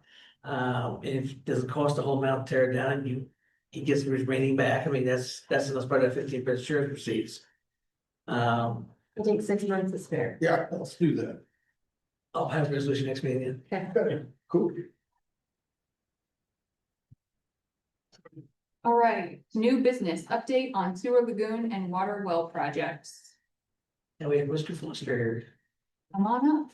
It took a lot of time, I think. Thank you for being patient. Sure. He's working for you guys, he can't do. Okay, you got the minutes? Alan, do you want me to jump in or you want to? Go for it. Okay. Okay. So we're here tonight to. Introduce yourself, man. Oh, yes, sorry. I'm Brian Foster. I'm an engineer with BG Consultants. I've got with me Kirk Provine. He's another engineer that's working on your project. You guys hired us, I think actually late 24, to design the improvements to the lagoon project. Had put it on delay while you guys were getting your KDHE loan funds. Now those are secured and we're moving forward with design. We had a preliminary field check about a month ago with city staff. Where we're looking at, improvements around the lagoons. Part of the other portion of the project is to convert your lagoons into a non-discharging lagoon. So we're basically, right now, your lagoons are discharging into the creek. And there's some permit, requirements that you have, the water has to be in a certain quality to do that. But what we're looking at doing is converting those lagoons to a non-discharging lagoon. So we're gonna take that water that's currently discharging into the creek, and we're looking at ways to irrigate that water and turn it into a beneficial use. And that's the main reason I'm here tonight, is to talk about that. So to irrigate the amount of water that we need to irrigate, we need to look at either purchasing or leasing some crop ground, essentially. Anywhere from around 190 acres is what I projected is what you guys currently need to acquire. We've had some of these conversations before. I know there's some new council members, but I don't know if we've really put a lot of effort into going out and looking for those sites. And right now, I think we got an extension with your KDHE schedule, and they're really wanting us to have our design plan done by the end of the year, which is gonna be tough to do, as we currently have no idea where we're going with that irrigation water. At the next meeting, you'll have contract to purchase the land we had exist about. And the only thing we're down to is Brian and I have a meeting tomorrow, a Zoom meeting with KDHE. I'm arguing Brian, I think you argued with me, that all the costs for land should be eligible for the loan reimbursement that I mentioned last session, that they're saying not, we can work through it, but I think it's stupid, but I think we're gonna move, that's the part's gonna move in. It's irrigation land now and finding land, and of course, finding a quarter land in one piece that's irrigatable. Then again, can you buy that? I know you're gonna look real good, but if I was the farmer that I live near it and you're taking away my farmland that's near to my house, I also only worry about smelling like that nearest to my house. Do I like that? And what's that cost gonna be? And all those things fall in place, If you go to too small pieces, then you spend too much time and money, both on irrigation equipment for smaller tracks around, and also more distribution costs and pumping costs to get it to multiple pieces of land. That's the issue, that one. Unfortunately, we don't have a lot of land right beside it because you can't really go south with the water, and west, of course, you can't go either because, what in town here. So you're limited to east and north. Yeah. Give or take, to basically to west a little bit, then you start getting too much distance in crossing a couple of highways, or just one. I mean, there's all those issues that have way in there, so, we can talk about, trying to find more land, but again, it's getting somebody willing to sell. I mean, it's always right for eminent domain. As you know, I don't like that word, but it's a word that's out there. Is this in addition to what we've already been discussing? Yes, all we're talking about, all we've talked in those executive sessions has been the lands for the lagoons itself. Right. This is not the irrigation land. And can the golf course use any of this or no?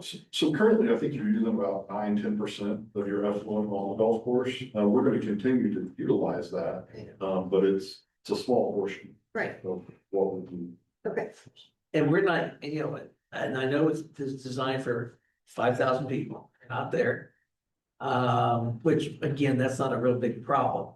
The problem right now is, you got smell issues we have right now. We all know about, we hear about it all the time. Because you also got a lagoon that's 45 years old. Yeah. And, it has, you got a 45-year-old lagoon, that's just the way it is, And of course, one of the processes, as you build those 2 new cells, we will dredge the other 3 cells. Yes. That was also part of your cost. Yes, that was part of the project budget was so currently your existing cells have a high amount of sludge accumulation in them. So normally they operate at like 5 foot deep. Right now they're operating at like 2.5 foot deep. And that is contributing to probably some of the smell issues. But it's definitely contributing to some of the quality and permit requirements that you have. So, but we're gonna dredge those out and get it back to 5 foot deep. The challenge is gonna be is to find the land. And where are we gonna get the land? You can you can make offers to farmers. I know at one time it was talking about leasing the land. I really don't think that's doable. One is because I'm concerned that if we lease the land, if we say, Mr. Farmer, you're gonna lease land for you, and what happens if we don't have the quantity of water when you need it to irrigate your corn now? Pasture land, if we do pasture, that's maybe a possibility to put a circle on the pasture. As well as possible to do things. With pasture, we just divide the water because you do on cultivated land. And the city owns the land, the city has all the liability that way. That way down the road, you don't have an issue. 30 years from down the road where somebody says, I leased my land to the city. And now we have this contaminant out there, be it a micro or whatever. I just think the long term, as much as I hate to say it, do the money thing. Ownership, I know one city that doesn't, they own it, Other cities are now buying land just to, even those with plants that have sludge. Are buying land to put their own sludge on because finding, the city I came from, kind of your We had a company always looking for land. I mean, they were looking for land to put sludge on. And going as far as 30 miles some days because they had the issue with wet and everything else. So we just gotta find land, and I think we're on that process. I wanted to get through the first piece of land, which we will hopefully get done next time. And work that process, but the bottom line is you're gonna probably be spending the kind of dollars per acre that we're talking about, it's gonna be what it is. Will this be part of that loan? This purchase, will that be part of the loan as well? Yes. The purchase for the year. Yes, And and irrigation equipment too. I mean, I did put some money in there for a budget. Okay. To purchase land. Okay. So, And irrigation equipment, you got. and irrigation equipment and Yeah, you get it there, $50,000 circle was, I think it was something like that. something like that. Yeah, you have money for a budget, and then down the road, your city's not gonna farm, but then you now can either have a custom farm or whatever the case may be. Those are those possibilities. And I would add on to his, comments about leasing land. I'm assuming we're gonna go a mile, 2 miles, maybe more, to find some land. You're gonna put in a pipeline to that land. Owning that land gives some security for you guys into the future, where if you're leasing it or something like that, you put in all this infrastructure. Then something happens and you don't have a long-term lease there, and then you have all this money invested in the pipeline that's in the ground that can't easily move, stuff like that, so. By all means, I would recommend purchase, just know that leasing is an option. The difference, of course, if I buy that piece of ground that we're buying now is, I think the ground we have now, they always knew that was gonna happen someday. Go now take a quarter of farmland from a farmer is gonna be another issue. I mean, I'm a farmer kid, I understand that. Is that all of a sudden we're gonna say, we want your quarter ground? Just, that's one of the things we have to battle. I have a question. So the reason we're driving toward the irrigation idea is that it's untreatable to release it. No, it's not untreatable,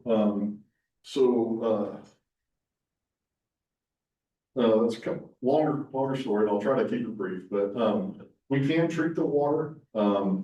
It will take a different type of treatment because, regulations are evolving and ammonia and nitrogen and things like that are not as easily treatable in a lagoon. And for a population of your size, they're gonna push you towards a mechanical plant, which has a lot of operational costs, things like that associated with them as well. Also with capital costs, and typically they're a 20-year.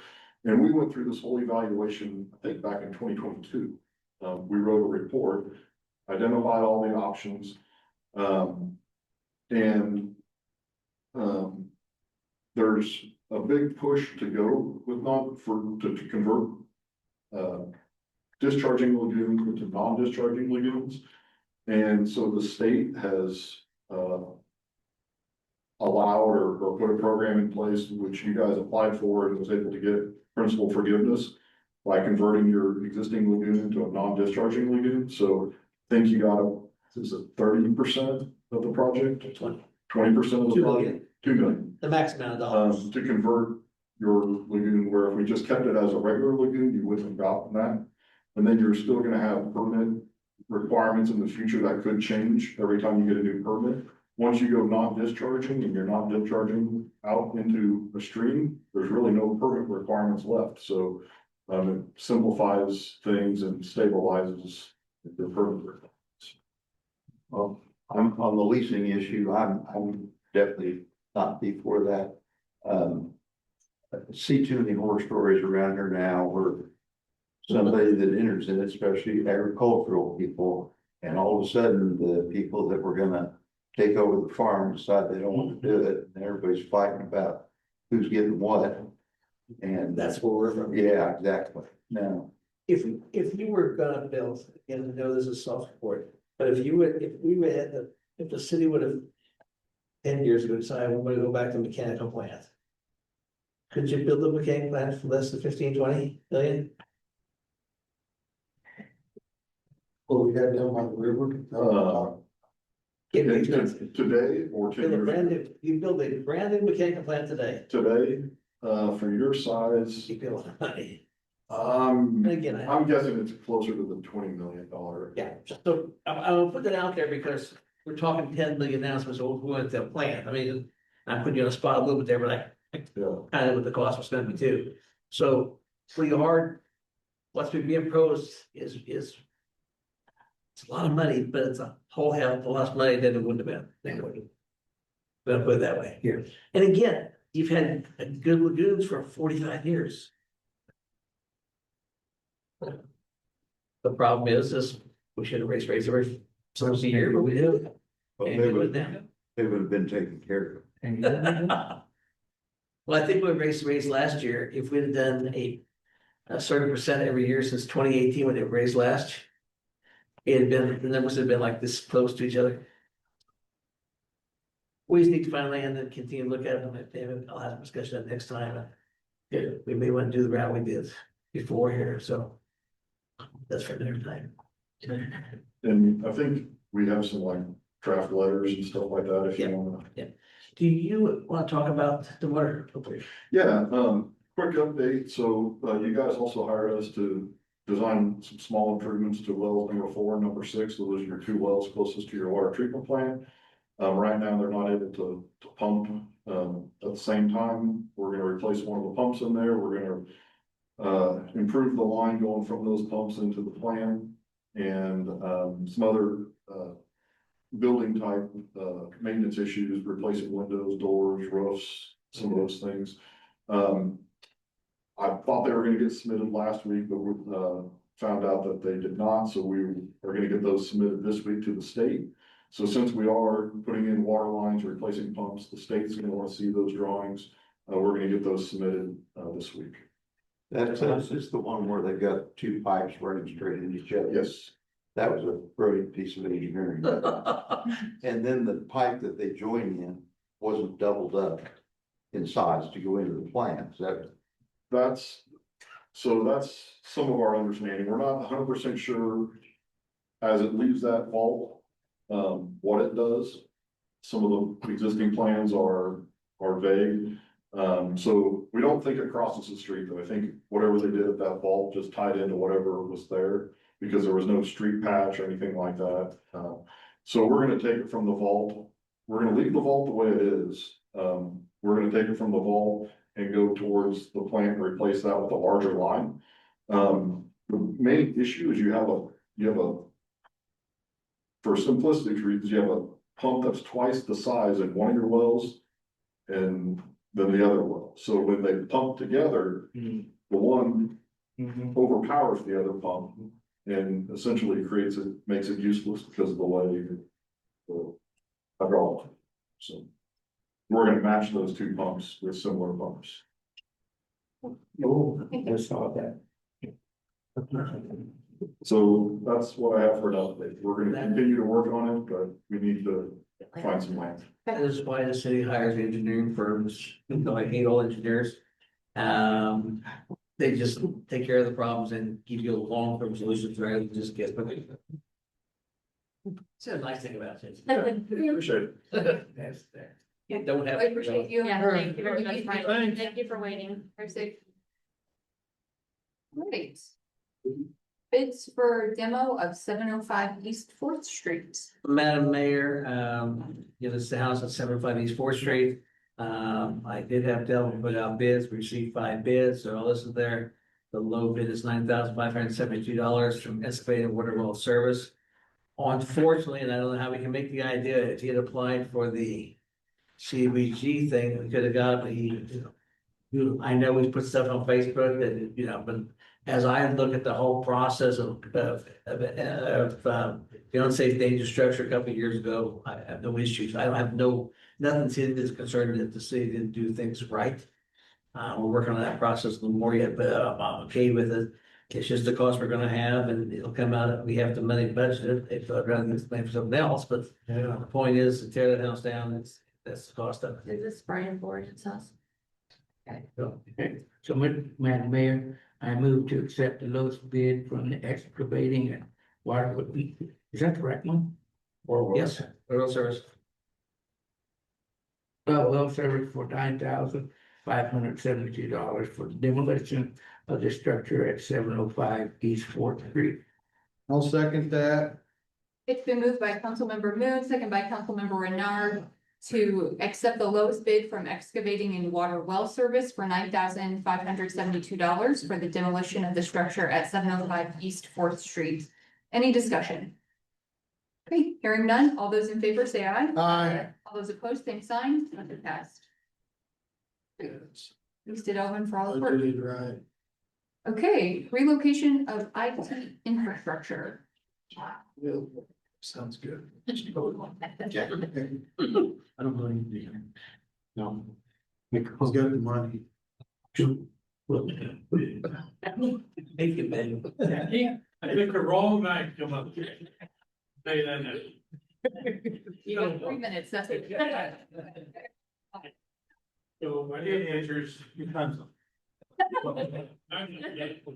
So I'm trying to I'm trying to redo our office to utilize the space that we have in there. I saw some bids that came in from the previous administration, ranging from anywhere from 18,000 to 34,000. No, I'm not gonna do that. So these pictures that picture's being passed around, that's for our switches, our internet's coming in, all our IT is, and you see how it looks. When I talked to Next Tech, I asked him, who's responsible for this? And he couldn't give me an answer. So it's multiple vendors that came in and did this. So I'm trying to get it cleaned up. So we're trying to get it located into our climate control room in a locked area. Which now if they do this, they have to move from one side of the building of our office into a closed room on the other side. And that's why the cost is where it's at 39,10. So that's what I'm asking for. We do have the money in our budget at this time to accommodate that. The rest of the repairs of the office, we're doing some paint. There's trying to put an interview room in, so minimum cost. We're going from 34,000 to probably no more than I figured right, that's 5,000. Madam Mayor, I move to authorize the relocation of IT components in the Ellsworth Police Department as prepared and prepared by Jim Olmsted of Next Tech. I'm to exceed the amount of $3,810. It's been moved by Council President Hanson, second by Councilmember Bishop to authorize the relocation of IT components in the Ellsworth Police Department as prepared in the quote. Prepared by Jim Olmsted of Next Tech, not to exceed the amount of $3,910. Any discussion? Hearing none. I'm just gonna say that DM will have to check under her desk to make sure there's not somebody there. Oh. Yeah. That was interesting trying to get that CPU. All those in favor, say aye. Aye. Those opposed, same sign. Motion passed. Thank you. Thank you. Thank you, Chief. Okay, Kansas State Fire Marshal Wildlife Response Agreement. Madam Mayor and council members, as you know, last meeting, Chief Ralph came with the wildlife fire response and, we talked about it. This is the agreement that he had that night and I reviewed it and I'm good with it. Recommend that you allow him to sign it. Do you have any updates? Anything changed from last time? No, not really. I have talked to some that responded and said it went really well, and I talked to some that responded and said it was a mess. Basically though, I want to know whether you say, yes, we can do this, or no, we don't, so I can just fill it out, and then it's per response is required, but that way I'm not like, wonder how they feel about this. It'll still be your choice to go or not go. That is correct. Okay, Madam Mayor, I move to approve Fire Chief Bravo to sign the Kansas State Fire Marshal Wildfire Response Agreement. I'll second. It's been moved by Councilmember Renard, second by Councilmember Allen to approve Fire Chief DeBrava to sign the Kansas State Fire Marshal Wildlife Response Agreement. Any discussion? Hearing none, all those in favor say aye. Aye. Those opposed, same sign. Motion passed. Thank you very much. Thanks, Rob. Thanks, Ralph. You got anything else for us, Ralph, or this department head? Fire Chief, sorry, before you get to your seat. No, other than we're going after the aerial tomorrow. So after 6 months and 2 weeks repair, we're gonna pick it up tomorrow. Yay. Hey. All right, Chief Murphy, anything for us? Oh, Madam Mayor. Thank you. Thanks. Mr. Casper, Nothing, no. Mrs. Blanding. Mr. Dinkle. Still the only topic,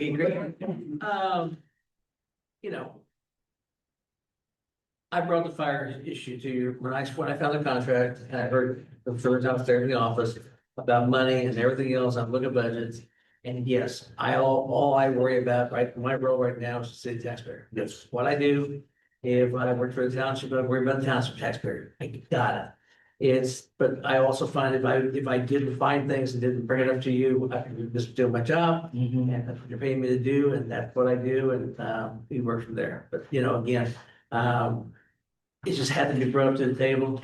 And again, I'm sure that somebody told them down the road, they said, well, they're gonna battle. Let's worry about 20 years from now. Well, the problem is the things get worse. I mean, they admitted that they Yeah. knew. No, They they- gave him, Yeah. Yeah. I wonder why, yeah. but notice nobody brought it up. I wouldn't, I would, there's, I mean. I there's would. money there. We did get our evaluation today from the county clerk. Our evaluation is $21,370,153, $151, which is up about 4.4%. Little growth, a good area there. At the next meeting, we'll have some stuff from Mr. Cowan on the TIF district about stopping that tax money going to the TIF district because we have $1 million surplus. And let's talk about that, what to do the next 5 years, but get that going there. That's all I have, thank you. Could you give us an update on the splash pads? I was going to you asked me, so kind of, yeah, splash pad's still an issue. I know they've had different people look at it. Unfortunately, when that project was done, it probably should have been done better. And we're paying for it now, but I know they've been talking to and Ron and Leo Hart here. I know they're working on it. We'll do good stuff. We talked about the pool. I think pool's going well. Except we got ancient stuff in the pool to take care of too. We still got baseball lights to take a look at too. So it's all about a big budget you have to worry about, and you can borrow all the money you want, just like the money we borrow for the sewer. They still make you pay it back. That's the problem. And even the good part of the sewer is, thank God the city got the $2 million loan forgiveness.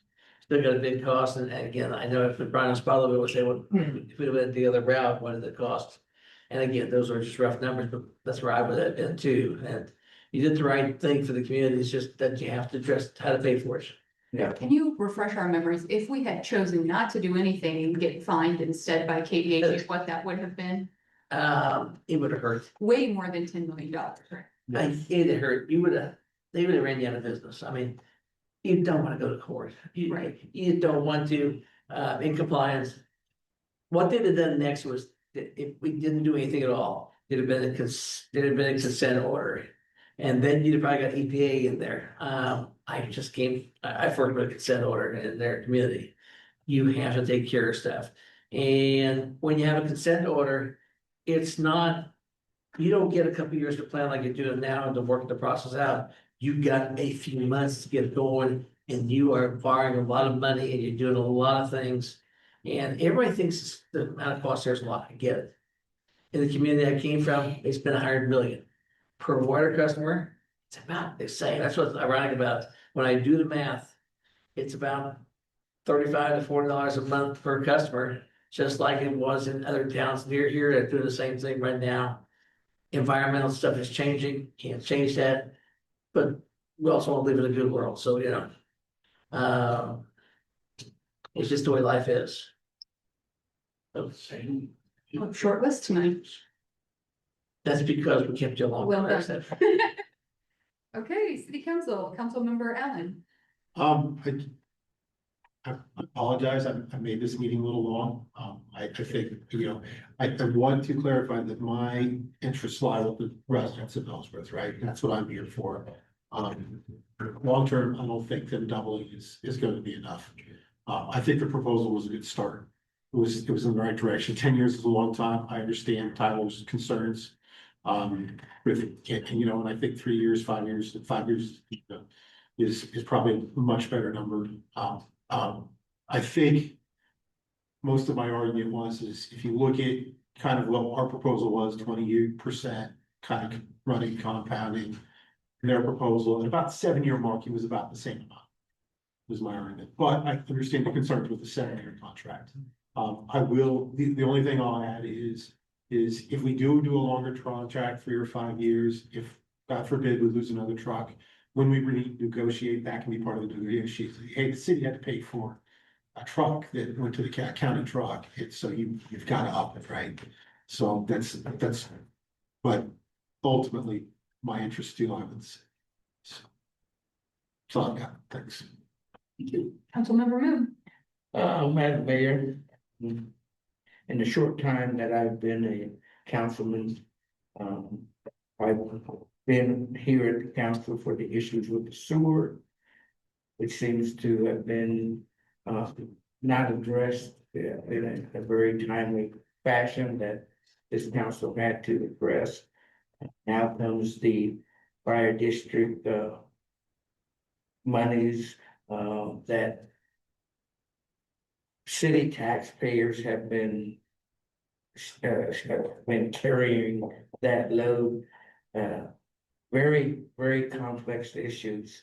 And my hat goes off to Mr. Dinkle for addressing it, bringing it to the council. Otherwise, it'd still be silent, and perhaps we'd be talking, Tyler, 5, 10, 15 more years down the road. Maybe And never. asking the question, how did we get to this point? I mean, we weren't here. So again, Mr. Dinkle, my hat's off to you for raising some tough issues. And they seem very complex. So, you know. Councilmember Bishop. I just thought it was ironic that at the 40 years with the contract that you're renewed every year and nobody ever said anything. Yeah, So that was one thing. And the other thing is with the fire runs. How many of these, what's the percentage of this that is being initiated by people that don't even live here? A bunch. And is there any way to recoup that? We wish there were. I know there's actually been, I believe there's been some reach out to some state representatives. And like it's been addressed that probably falls in the state, which means who knows where it's gonna go, but yes. Well, Lord knows if I need an ambulance, they charge me for that. Yeah, there you go. But yes, it's been brought up. Yes, there's been other conversations. No, it's not fair. But nobody's like farther up the chain is really willing to tackle it, I don't think. I think a lot, There's actually a state statute that doesn't allow you to bill other than actual costs. But the problem the city has is in their agreement, they said that they're not going to bill for fire runs outside of the city, so, but that state statute greatly limits what can be billed. It has to be considered actual cost, and you can't make up that actual cost after the accident. You have to pass essentially a fee schedule beforehand saying this is what the costs are associated with the run. And these are appropriate actual costs, and you have to be able to support where those actual costs come from, like fuel and that. So the amount of work to get back, Actually, the answer to that would probably be a standard bill rate, because that already exists. Yeah, charge them FEMA rates. If the city council would like, I can crunch some numbers and come back to you with some, hey, this is exactly the percentage of runs that are outside the city limits. And how many of them are actually accidents on the highway, and how many of them are actually in the township, like fires and stuff. Just for your education. but as well as that, who pays for They give a lot it? of free time. You know, Yeah, they did. the one with fire, that you can provision is the fact that we are talking about agency that has a lot of cost if it gets used or not used. I mean, we have $150,000 worth of bunker gear. Is it gonna get used tomorrow? Maybe not, you know, will it get used 2 weeks from now? Maybe not. But you gotta have it.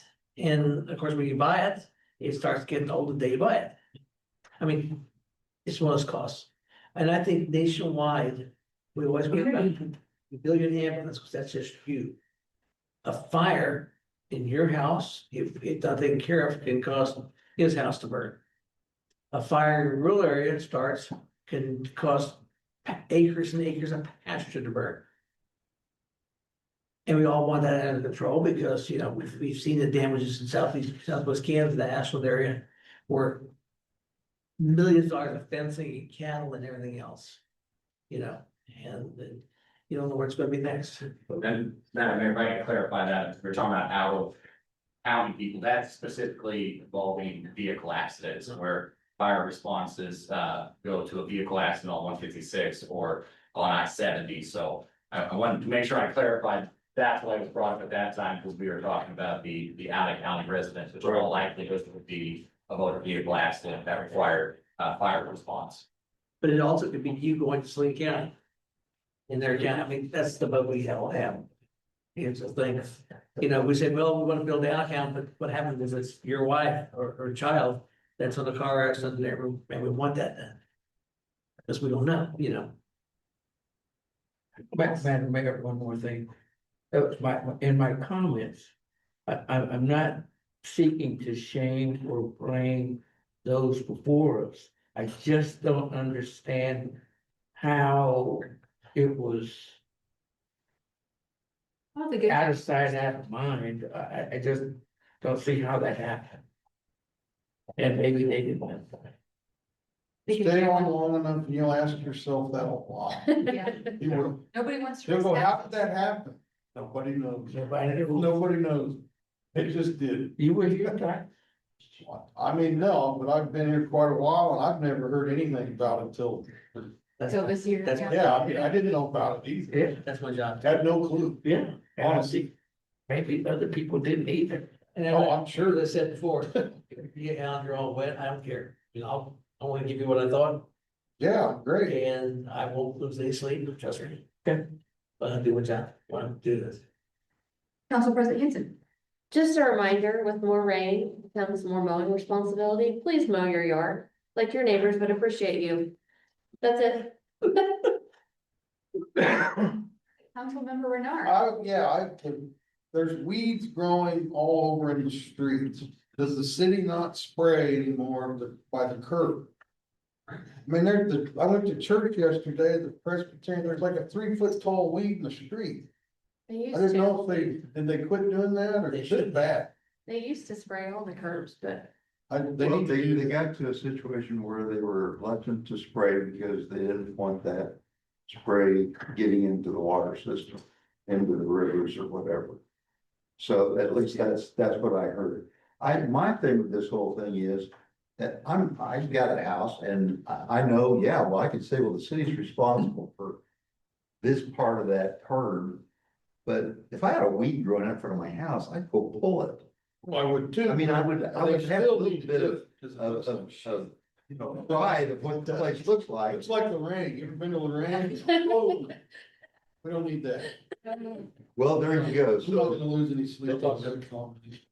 That was like the next city council meeting. you can't police pride, right? They need, I mean, maybe look into it. You know, They're getting pretty. What I noticed here is different neighborhoods else I've been is you may actually get an ordinance company or it's the policy where the city takes it from the curb out. Most cities in the state of Kansas, you're responsible as a homeowner for the adjacent property, just like that in front of the sidewalk, you mow. Because you do that, and again, you know. I can't, if I'm in front of my house and I see a weed burn, I'll probably take care of the weed across the street too. I'll get my roundabout, and I'll get roundup at it. So, Tyler, It's true, I mean, there's a lot.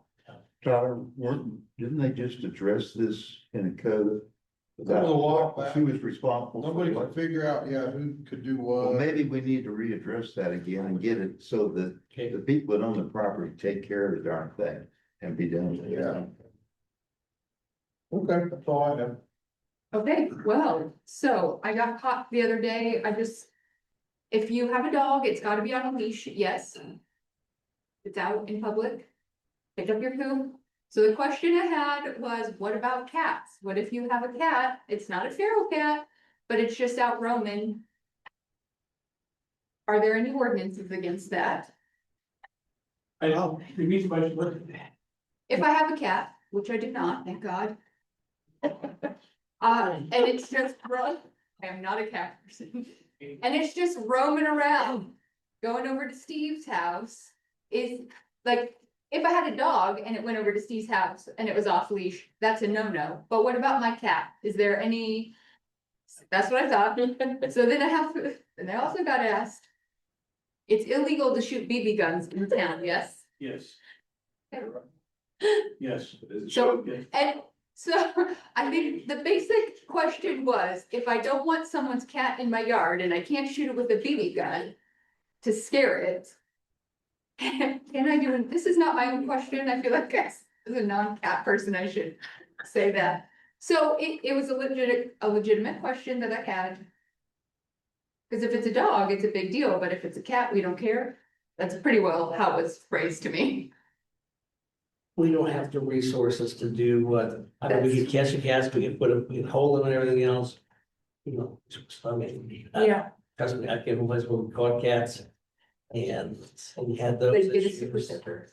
And, we get the feral cat issue, I mean, you know, and there's like, you know, teams I work at, you get another thing. But the bottom line is, so many cats come to town and. So I think the problem you run into is at one point it's become your cat. If you're feeding feral cats, is it your cat? I don't think the question was even about feral cats, it's just like maybe a domesticated cat that just gets out and runs around. I don't know. Well, I know there's people that are upset because cats like softer. And if you got a garden, it's fair game. I don't think this couple has softer, but I don't know. Okay, that was it. So I think the answer is a super sick, right? Shoot him with the. Yeah, not. Got a hot- Get a hot shot. Jokes aside, I'm ready to adjourn. Anybody else? Madam Mayor, I make a motion to adjourn this meeting. Thanks, Second. Who was that? It's been moved by Council President Hanson, second by Council Member Allen to adjourn tonight's meeting at 7:36. All those in favor say aye. Aye. Opposed, same sign, motion passed. Gotta go.